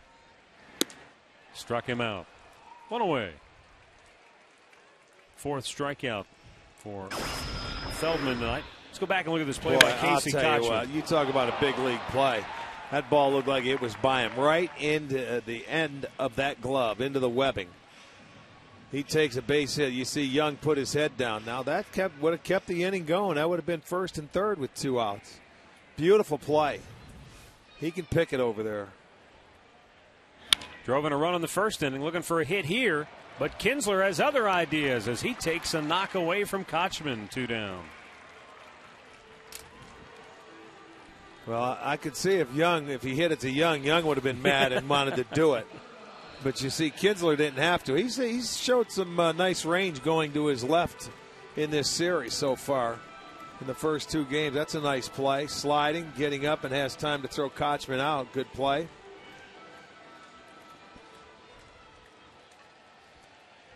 Feldman loves it. Jack Hanahan 0 for 2. RBI ground out back in the first for Jack. Flied to left his last time up.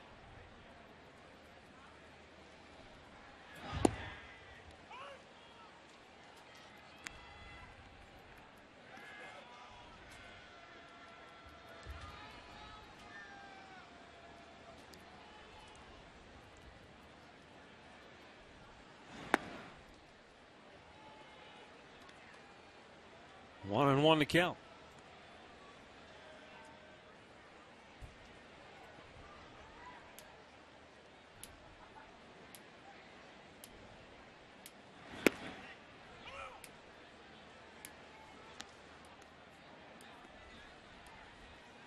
The Indians' first 5 hitters all reached in the first inning against Feldman. And they had Roy Oswalt up in the bullpen in the first inning. But Feldman survived, even though he surrendered 4 runs. And you got to tip your cap to him for pitching 6 innings tonight for Texas. He shut them out over the last 5.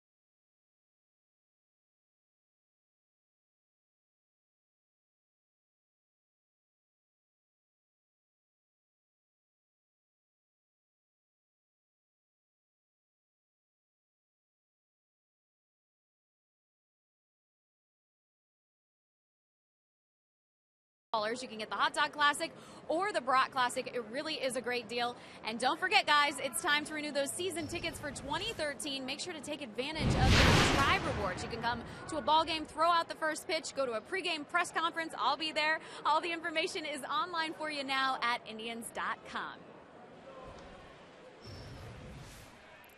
All right, Katie, thanks a lot. Here we go now. 7th inning, David Murphy, Giovanni Soto, Mitch Moreland, bottom third of the Texas lineup.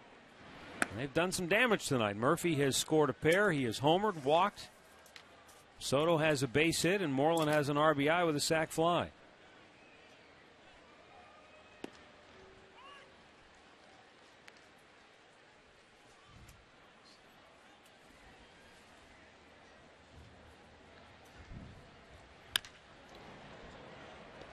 Kipnis takes care of Murphy one away.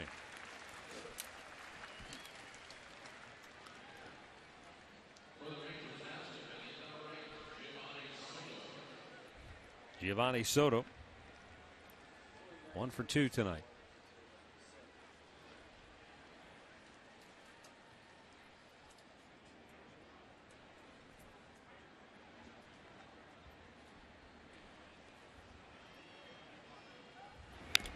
Fouled back.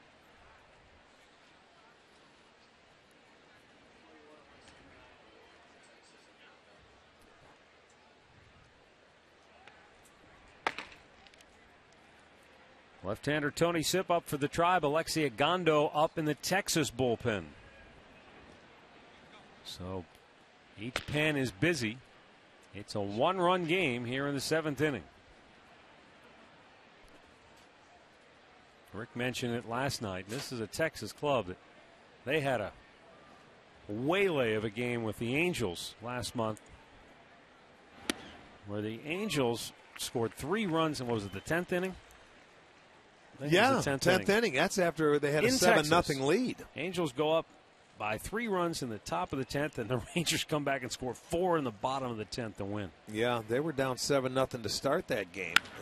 Line drive. Kipnis with a terrific grab for out number 2.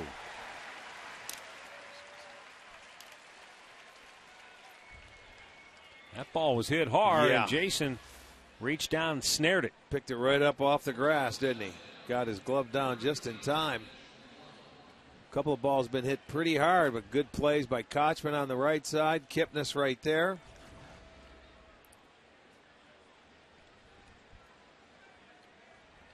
Mitch Moreland, RBI with his sac fly in the 5th.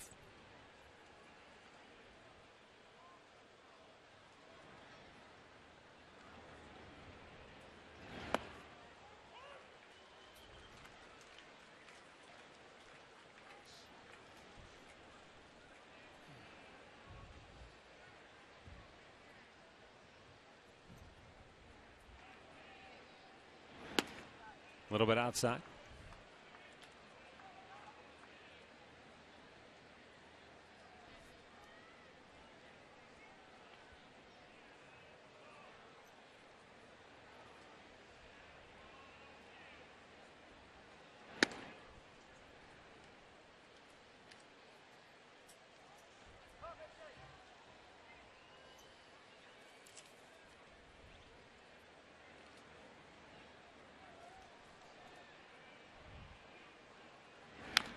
Little foul back. 2-2.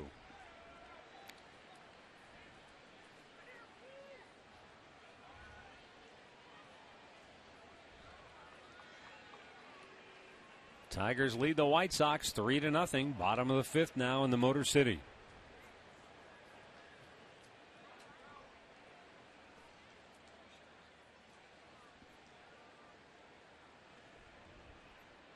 Swung on and missed. Joe Smith goes 1-2-3 here in the 7th inning as the Indians maintain a 4-3 lead. Time now for the 7th inning stretch, brought to you by the Cleveland Clinic. It's free walking program. Let's Move It Mondays at Progressive Field and the Metro Parks Zoo. Visit letsmoveit.org for more information.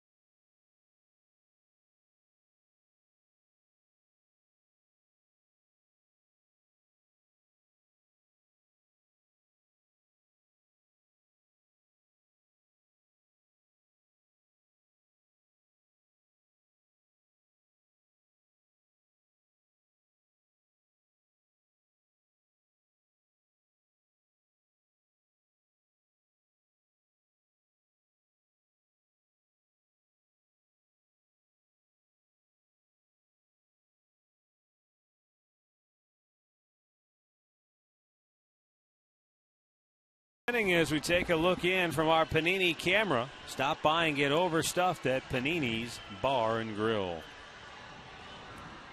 Scott Feldman went 6 innings tonight, made 99 pitches, and allowed 4 runs, all coming in the first inning. He gives way to Alexi Ogando, on for the 48th time this year.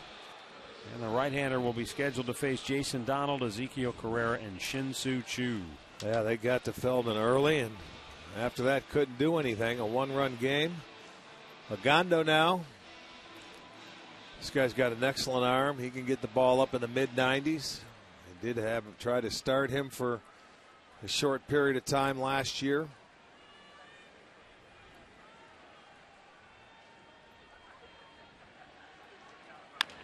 Fastball chopped on the ground to short. Young cruises in, flips it over to first, 1 away.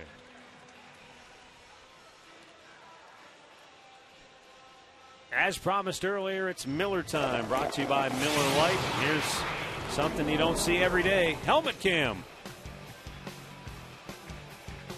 The Navy SEALs frog jumpers coming in via the air, delivering the American flag during the national anthem. Here you go. Look at that. You gotta love it. What a great view, huh? And to think David Letterman started it all. Remember he strapped the camera on the helmet of the monkey, the chimpanzee, in the studio and had him going around? I don't. Oh, well. I guess you had to be there. I didn't watch that one. Here's Carrera taking the strike, 1-1 to count.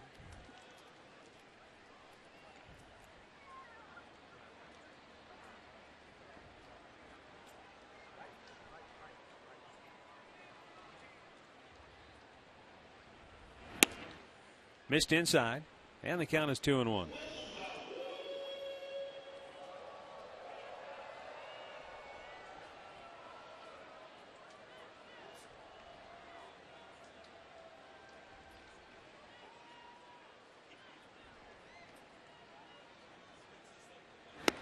Threw it right by him. 97 miles an hour. It's 2-2. Yeah, he can get it up there.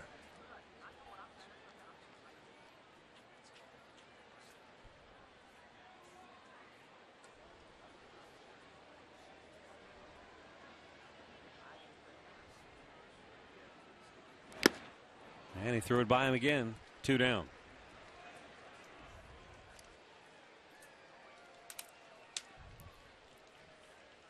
The Rise Above It golf outing is coming up September 29th at Sweetbriar. Rise Above It, a nonprofit organization that provides financial help to individuals and families who have been affected by adolescent or young adult cancer. The golf outing includes golf, lunch, prizes, and a clam-baked dinner. Log on to raibenefit.org to register and help out a great cause. Ball 1 to Shin-Soo Choo, who has walked and scored, singled, and stolen a base tonight.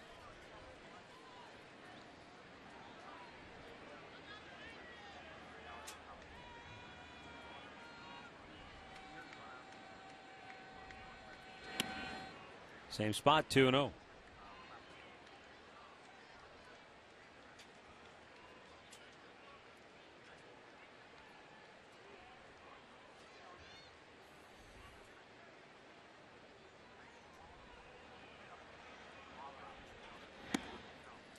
Fastball outside, 3-0 the count.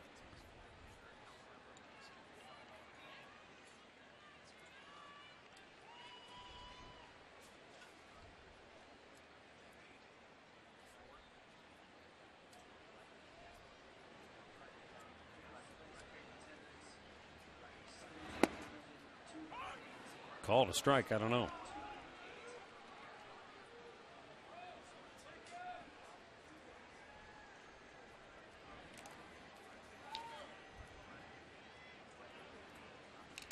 Now the 3-1. And another strike. That Choo wasn't on the same page with Chris Guccione. Now a full count as Ogando tries to set him down 1-2-3 here in the 7th.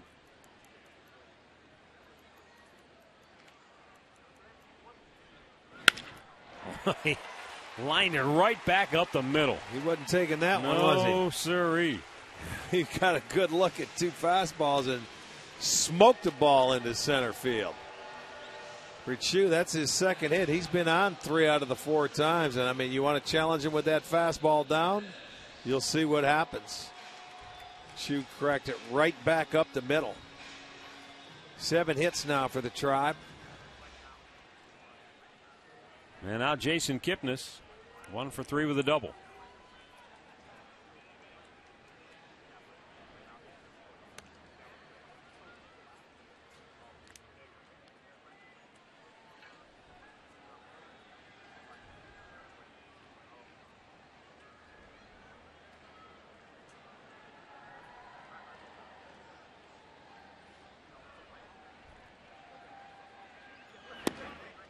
Fastball right down at the knees.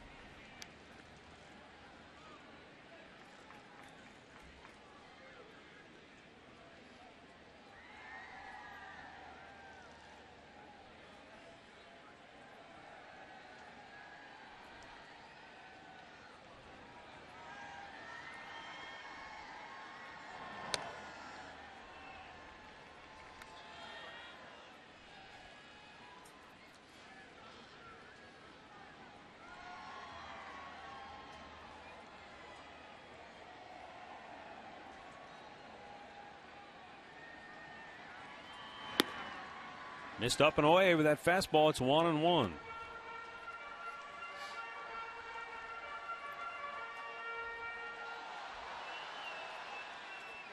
Alexi Agondo.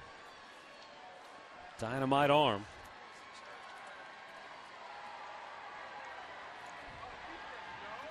Only given up 3 solo homers in his last 13 appearances. It's been the only runs he's given up.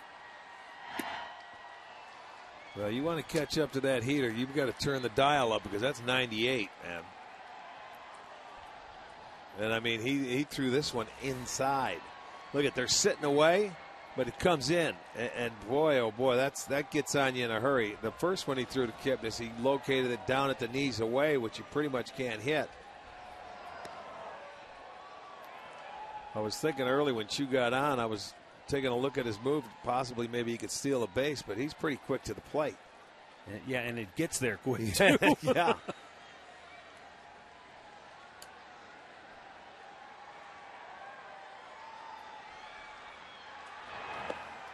Tell you what's interesting, Agondo, this is his, well, in his last 3 appearances against the Indians, he's gotten the win all 3 times. Huh. I wish you wouldn't have told me that. We're sitting here in the 7th inning and they're down a run. But the Indians, you're always going to have to score again. Score some more. They had 4 in the first and they haven't been able to do anything since.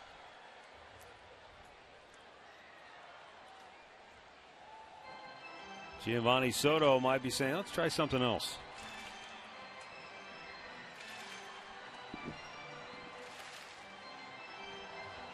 Got a pitch he can afford to maybe waste to see if he can get Kipnis to chase. Well, when you're throwing 98, just why don't you locate one down and away like you started him off with, that fastball down and away. There's not much you can do with it as a hitter anyway. He went in off the plate to move his feet. 2-2.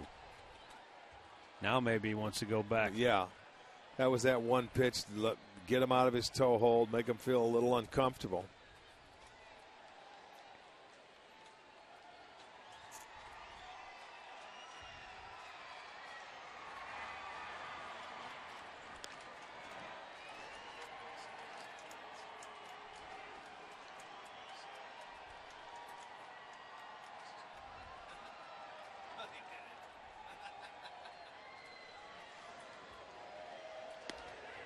Breaking ball rings him up. Boy, looked high.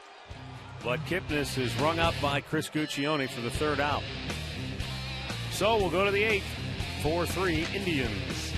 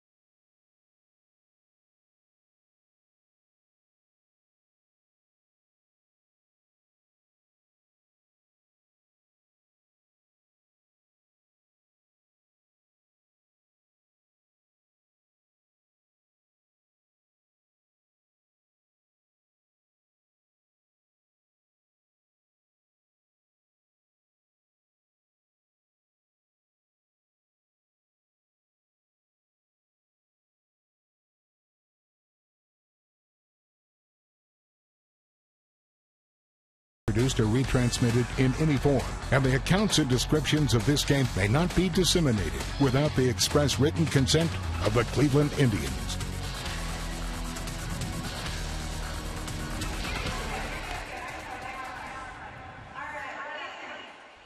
All right, we go now to the 8th inning.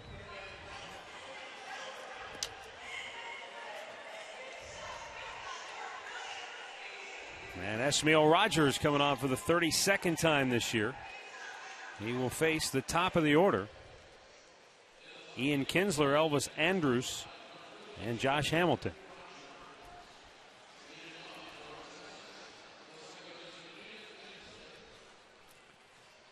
Well, normally, this is Vinny Pistano territory. Yeah, that's what I was. When I looked up in last inning, I see Rogers up there pitching, which is usually Pistano's inning. He hasn't pitched in a couple days. I don't know.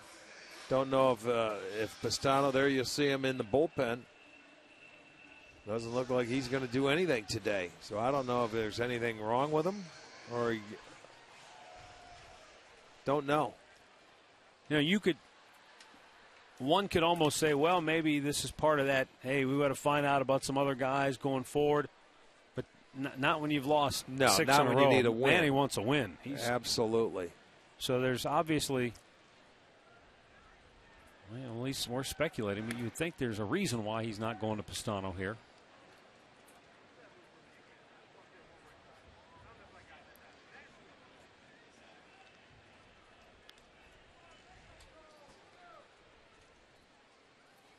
Now Rogers, he's got a good arm. We've seen it.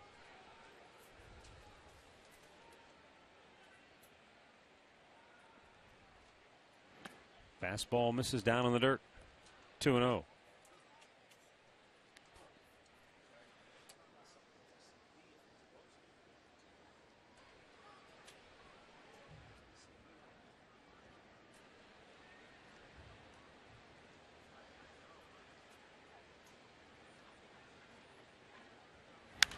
Popped him up. Santana. Here the on-deck circle makes the grab. One down here in the 8th. He wobbled a bit, but he hung on, stayed upright. Let's see where that ball is going to start coming back. Caught it around his shoulder. That's why that feet have to move.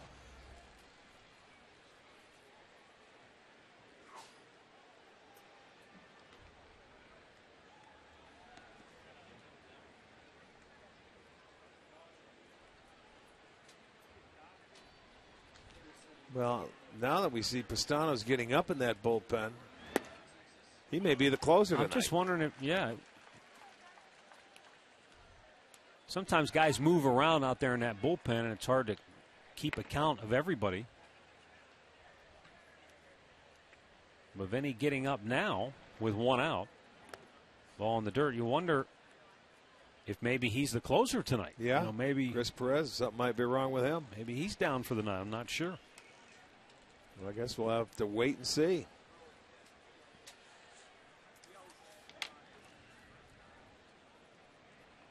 We don't see Perez in the bullpen.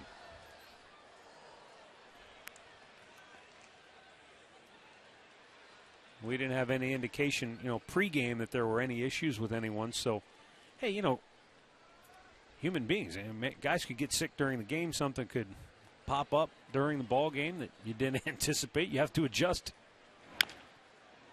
Swing and bunt down the line it goes. Wouldn't that be something? Look at that. Wouldn't that be something? It stays fair, and Andrus extends his hitting streak against the Indians to 28 games with a ball that hugged the chalk all the way to the bag. I was waiting for it to hit the grass and kick left. Me too. And you know what? It almost came down. It gets onto the dirt, and it never left. You talk about a true field.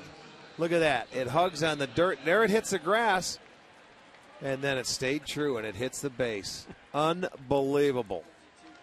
Fair ball, base hit, and the streak continues to 28. That's unreal, though. Boy, that's when you know you're going good. He's hit all 4 balls tonight to third base. That one literally to third base. Donald going way out. Brantley's coming in. He'll make the grab. 2 down.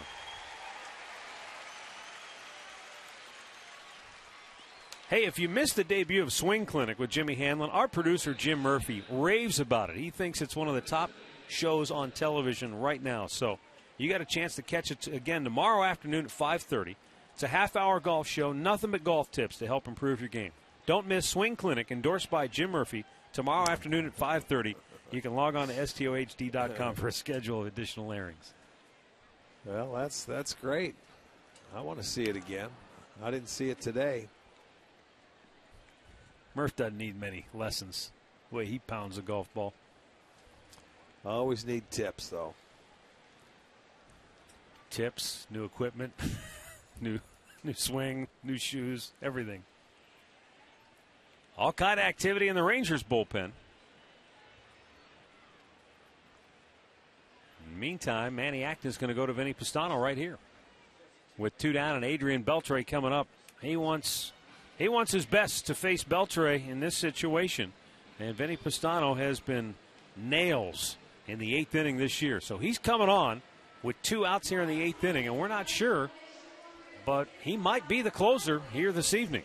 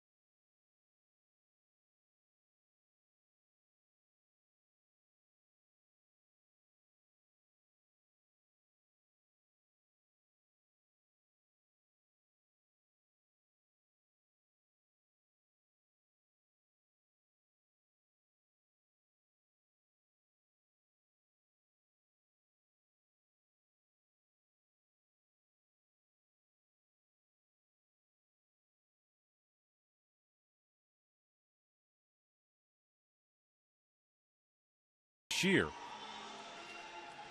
And it would appear that it's Pistano's game the rest of the way, because we do not see Chris Perez in the Indians bullpen tonight. Well, he's coming out and he's going to have to face the toughest hitter going right now, Adrian Beltre, with a man on first base, 2 outs.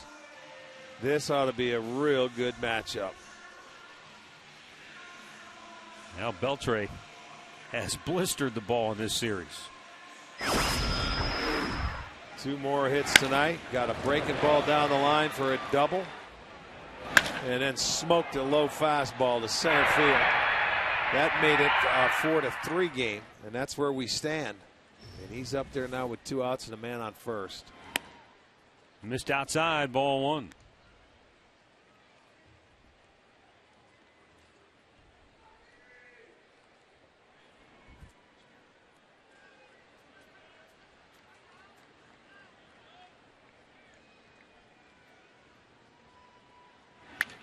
Right back to the screen.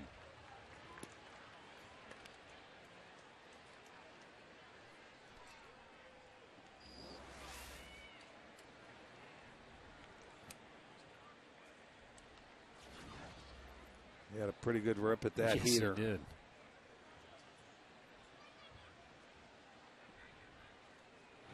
Oh, what a slider. Front door action. And he buckled him. Drops it in for a strike. 1-2 the count. Yeah, that'll keep you honest right there. That slider comes and drops right in. He started and had to hold up, and he knew it.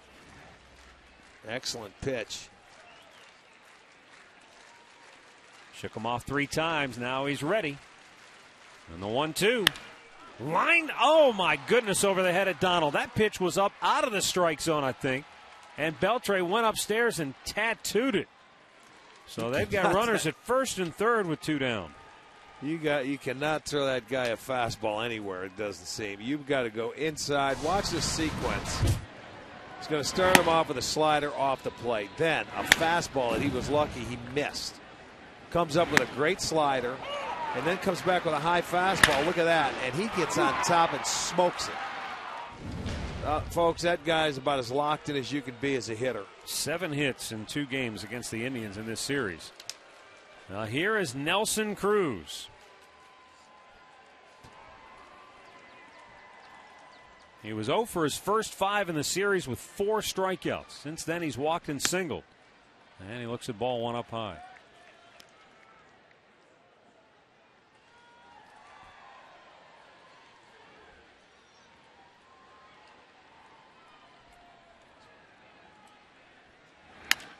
In the air, off the end of the bat to center. Brantley's there, and the inning is over. Pistano gets out of trouble here in the 8th. The Indians still lead it 4-3.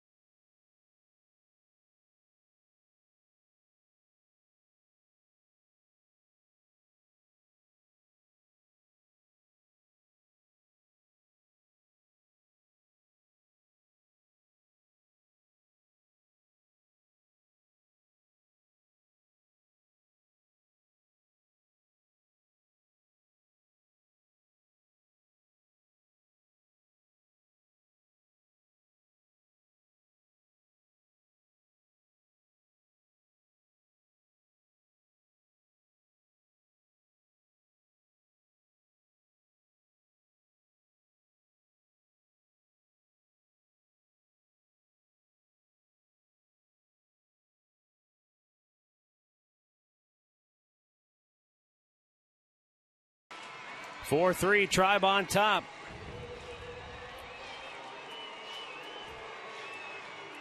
Indians will get a look at Koji Ohara for the 2nd night in a row after Alexei Agando worked a scoreless inning in the 7th.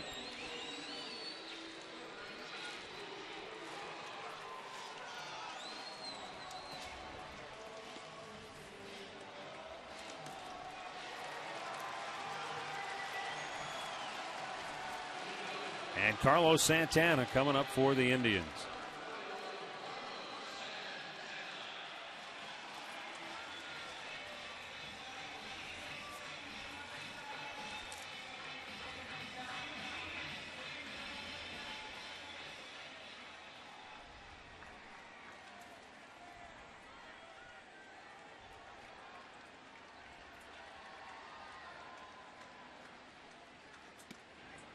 And a pitch outside. Santana, 2-run single in the first. He has struck out, grounded out since then.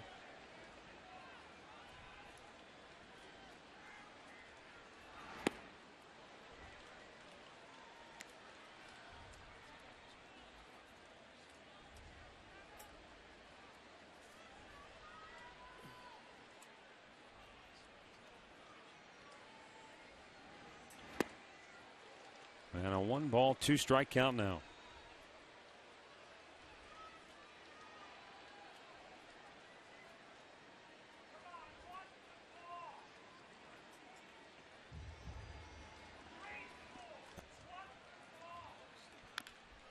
Little chopper up the first baseline, and it goes foul.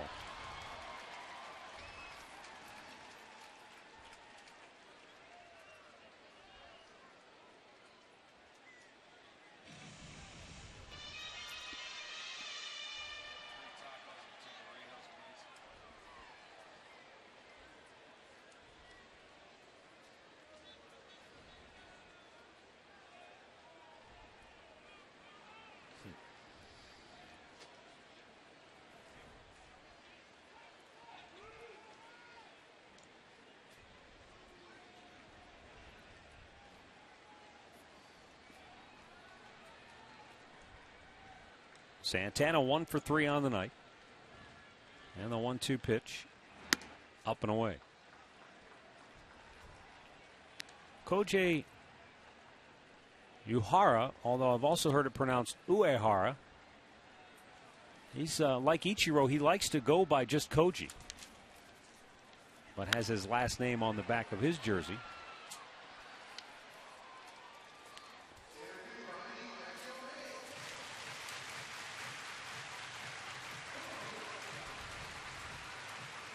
So we can just refer to him as Koji. Yeah, that's true. And the 2-2. Chopped foul. He came off the disabled list on August 26th. He's pitched in now 4 of the 6 games. He's the one that gave up the 2-run homer to Casey Kochman last night.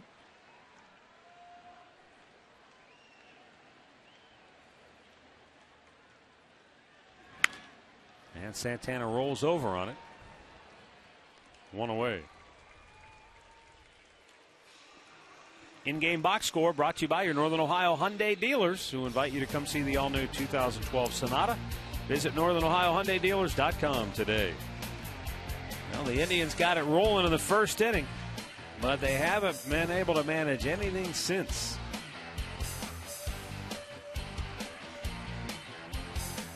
Yeah, just 3 singles since the first inning. They had 4 hits in the first. And all 4 were consecutive. Brantley had 1 of those 4 hits, takes a strike.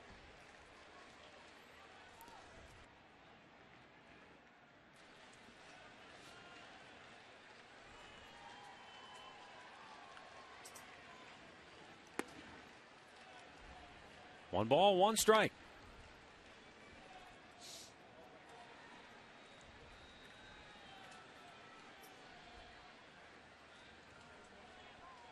And the 1-1. Brantley tries to bunt his way aboard, but it's going to go foul. Every time the Indians homer this year, Rick and I each make a donation of $5 to the Gathering Place, while Great Clips donates $50 per dinger. And our season total now, $7,020. Great needs, great deeds, Great Clips.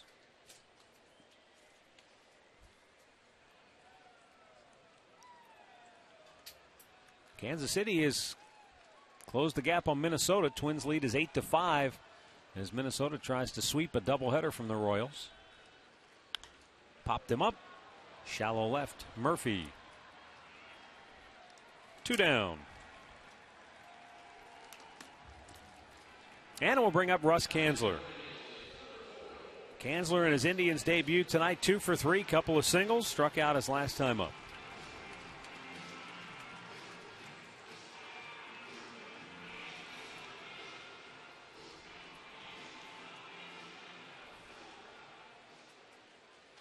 Manny Acta said that not only will Kanzler DH, but he'll get some opportunities to play first base. Well, here's a guy that, you know, you go all the way back to spring training, and they brought him in, and they were going to look at him, a right-handed bat. They even had him play a little bit of the outfield, although I guess his natural position is first base. He's played a little bit of third. You know, as you said, they tried him in left, but you know, I guess another guy that doesn't really have a position, more of a like a DH guy. Yep.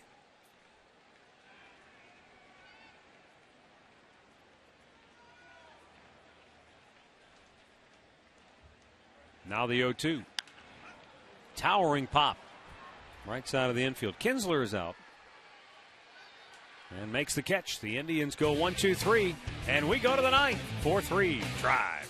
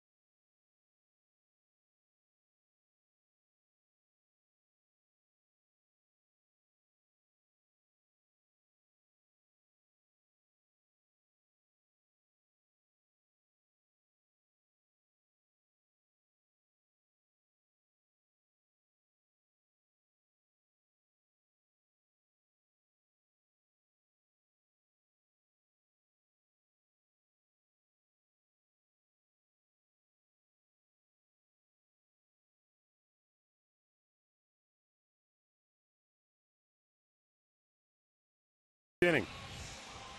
The Indians lead at 4-3. Vinny Pistano will try to close it out as Drupal Cabrera, who was a late scratch from the lineup with a sore left wrist, has now entered the game to play shortstop. Well, I need three more outs to get that W and stop the 6-game losing streak here at home. We're going to have to face Young, Murphy, and Soto, scheduled hitters. And a first pitch strike to Michael Young.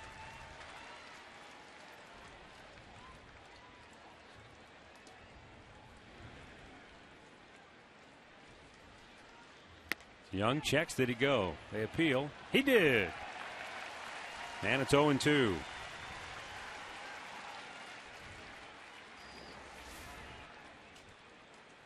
There you go. From the side.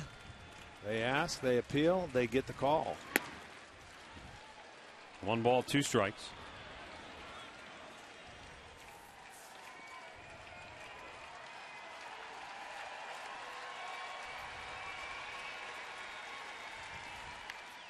Fouled back.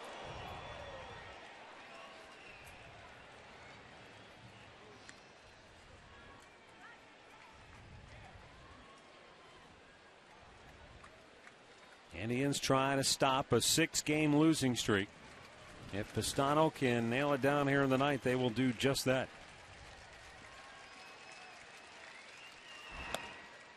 He almost chased after that slider. Able to hold up that time, and it's 2-2.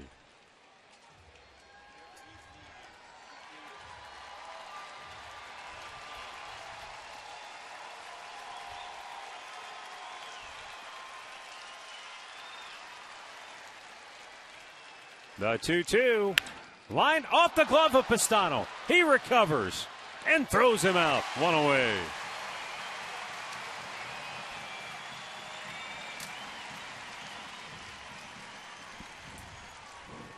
That ball was smoked, and Vinny, the fact that he got his glove up in time kept it from being a base hit. He sure did. He took a base hit away. That would have been the leadoff man. And he gets him out, so that was a big out for the Tribe and Vinny Pistano.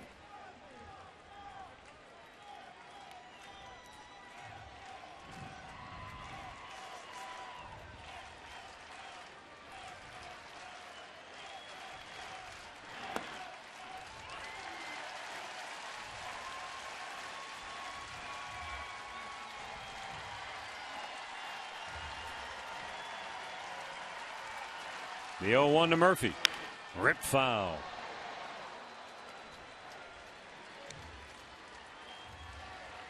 Tigers continue to shut out Chicago 4-0. They're in the 7th inning in the Motor City. Here in the 9th, Indians lead the Rangers 4-3. The 0-2 pitch. A little bit low.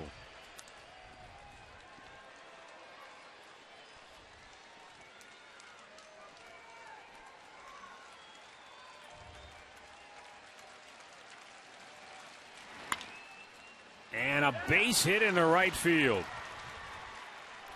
David Murphy is the tying run at first base now for Texas.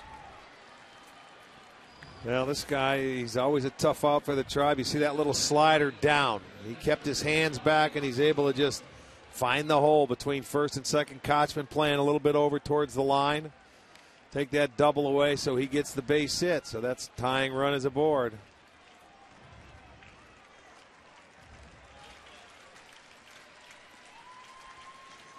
Now the pitch. Soto, a check on a ball up high.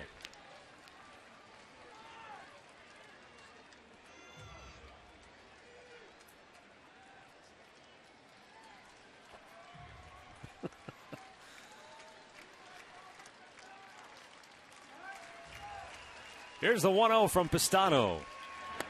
And Soto looks at a ball down low.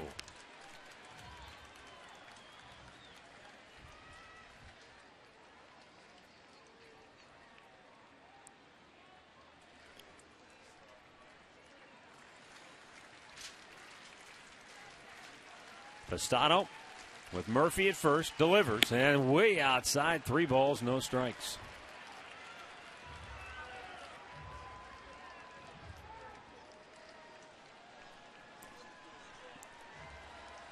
And going out for a little chat, Carlos Santana. Hey, look, everybody thinks the world of Vinny Pistano. I mean, he's got the mentality, he's got the moxie, he's got everything you want.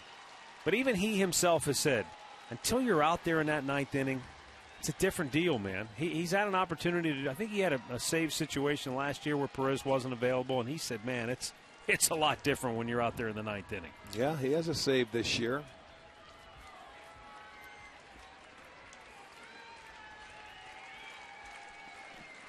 No, was that came last year? Yeah. Huh? There's a strike over the outside corner.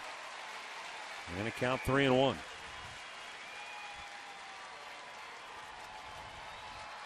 Pistano got a huge out in the 8th inning with the tying run at third base.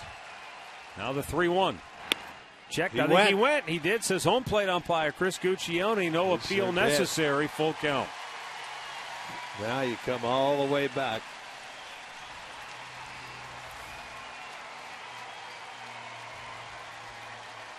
Yeah, he says he didn't want it called. He wanted to go to first base, but he realized it. Payoff pitch, fouled right back.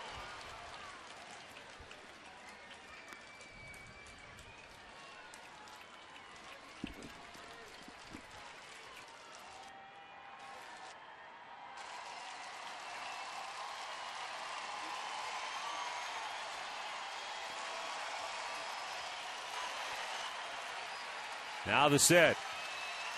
And the payoff pitch. Popped him up. Foul ground. Kochman over and out of room.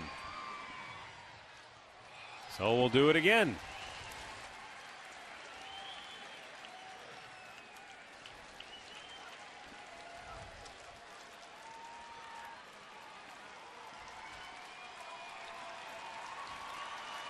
David Murphy, the tying run for Texas, being held close by Kochman.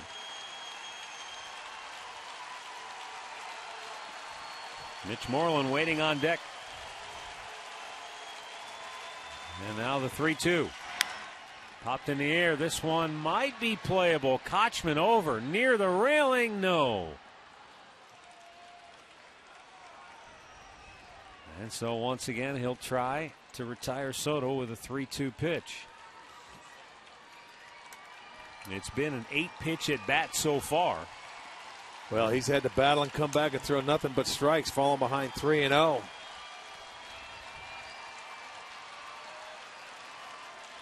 Boy, and you want this big second out. You certainly don't want to walk him. You want to go at him. He'd prefer a nice little ground ball and a 2-for-1 ball. Send everybody home happy. The 3-2. Got him looking. Pastano rings him up over the inside corner, 2 down. Boy, comes inside, locked him out. He had Soto looking definitely away. And look at the fastball going in. Locked him up. He couldn't believe it. What a good comeback there by Vinny Pastano. And so now for Texas, it all comes down to Mitch Moreland. 17,218 here tonight. As the Indians are 1 out away from stopping a 6-game losing streak.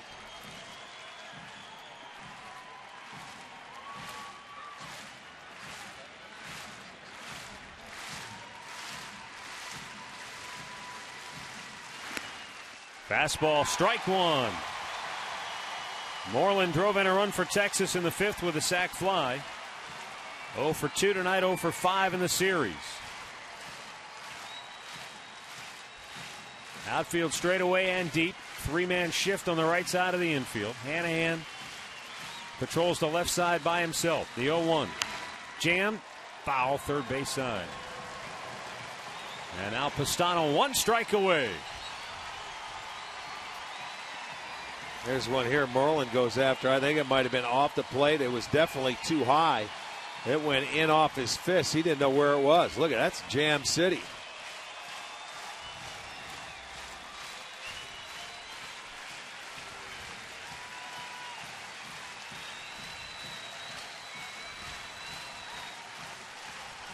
And the 0-2 pitch out, nothing doing.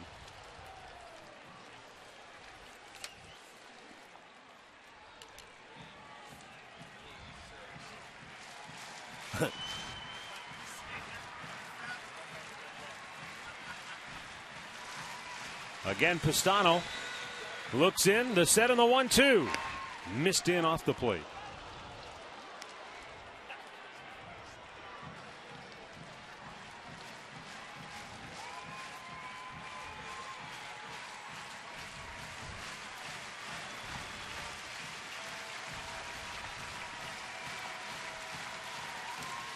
Now the set and the 2-2 from Pastano.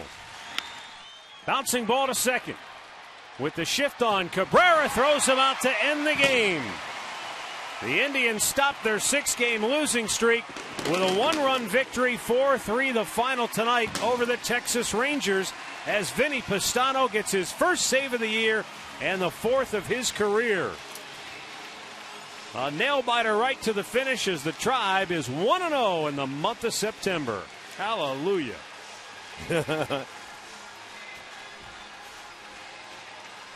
Time now for our key play of the game, brought to you by KeyBank. Well, let's go back to that first inning. They jumped all over Scott Feldman.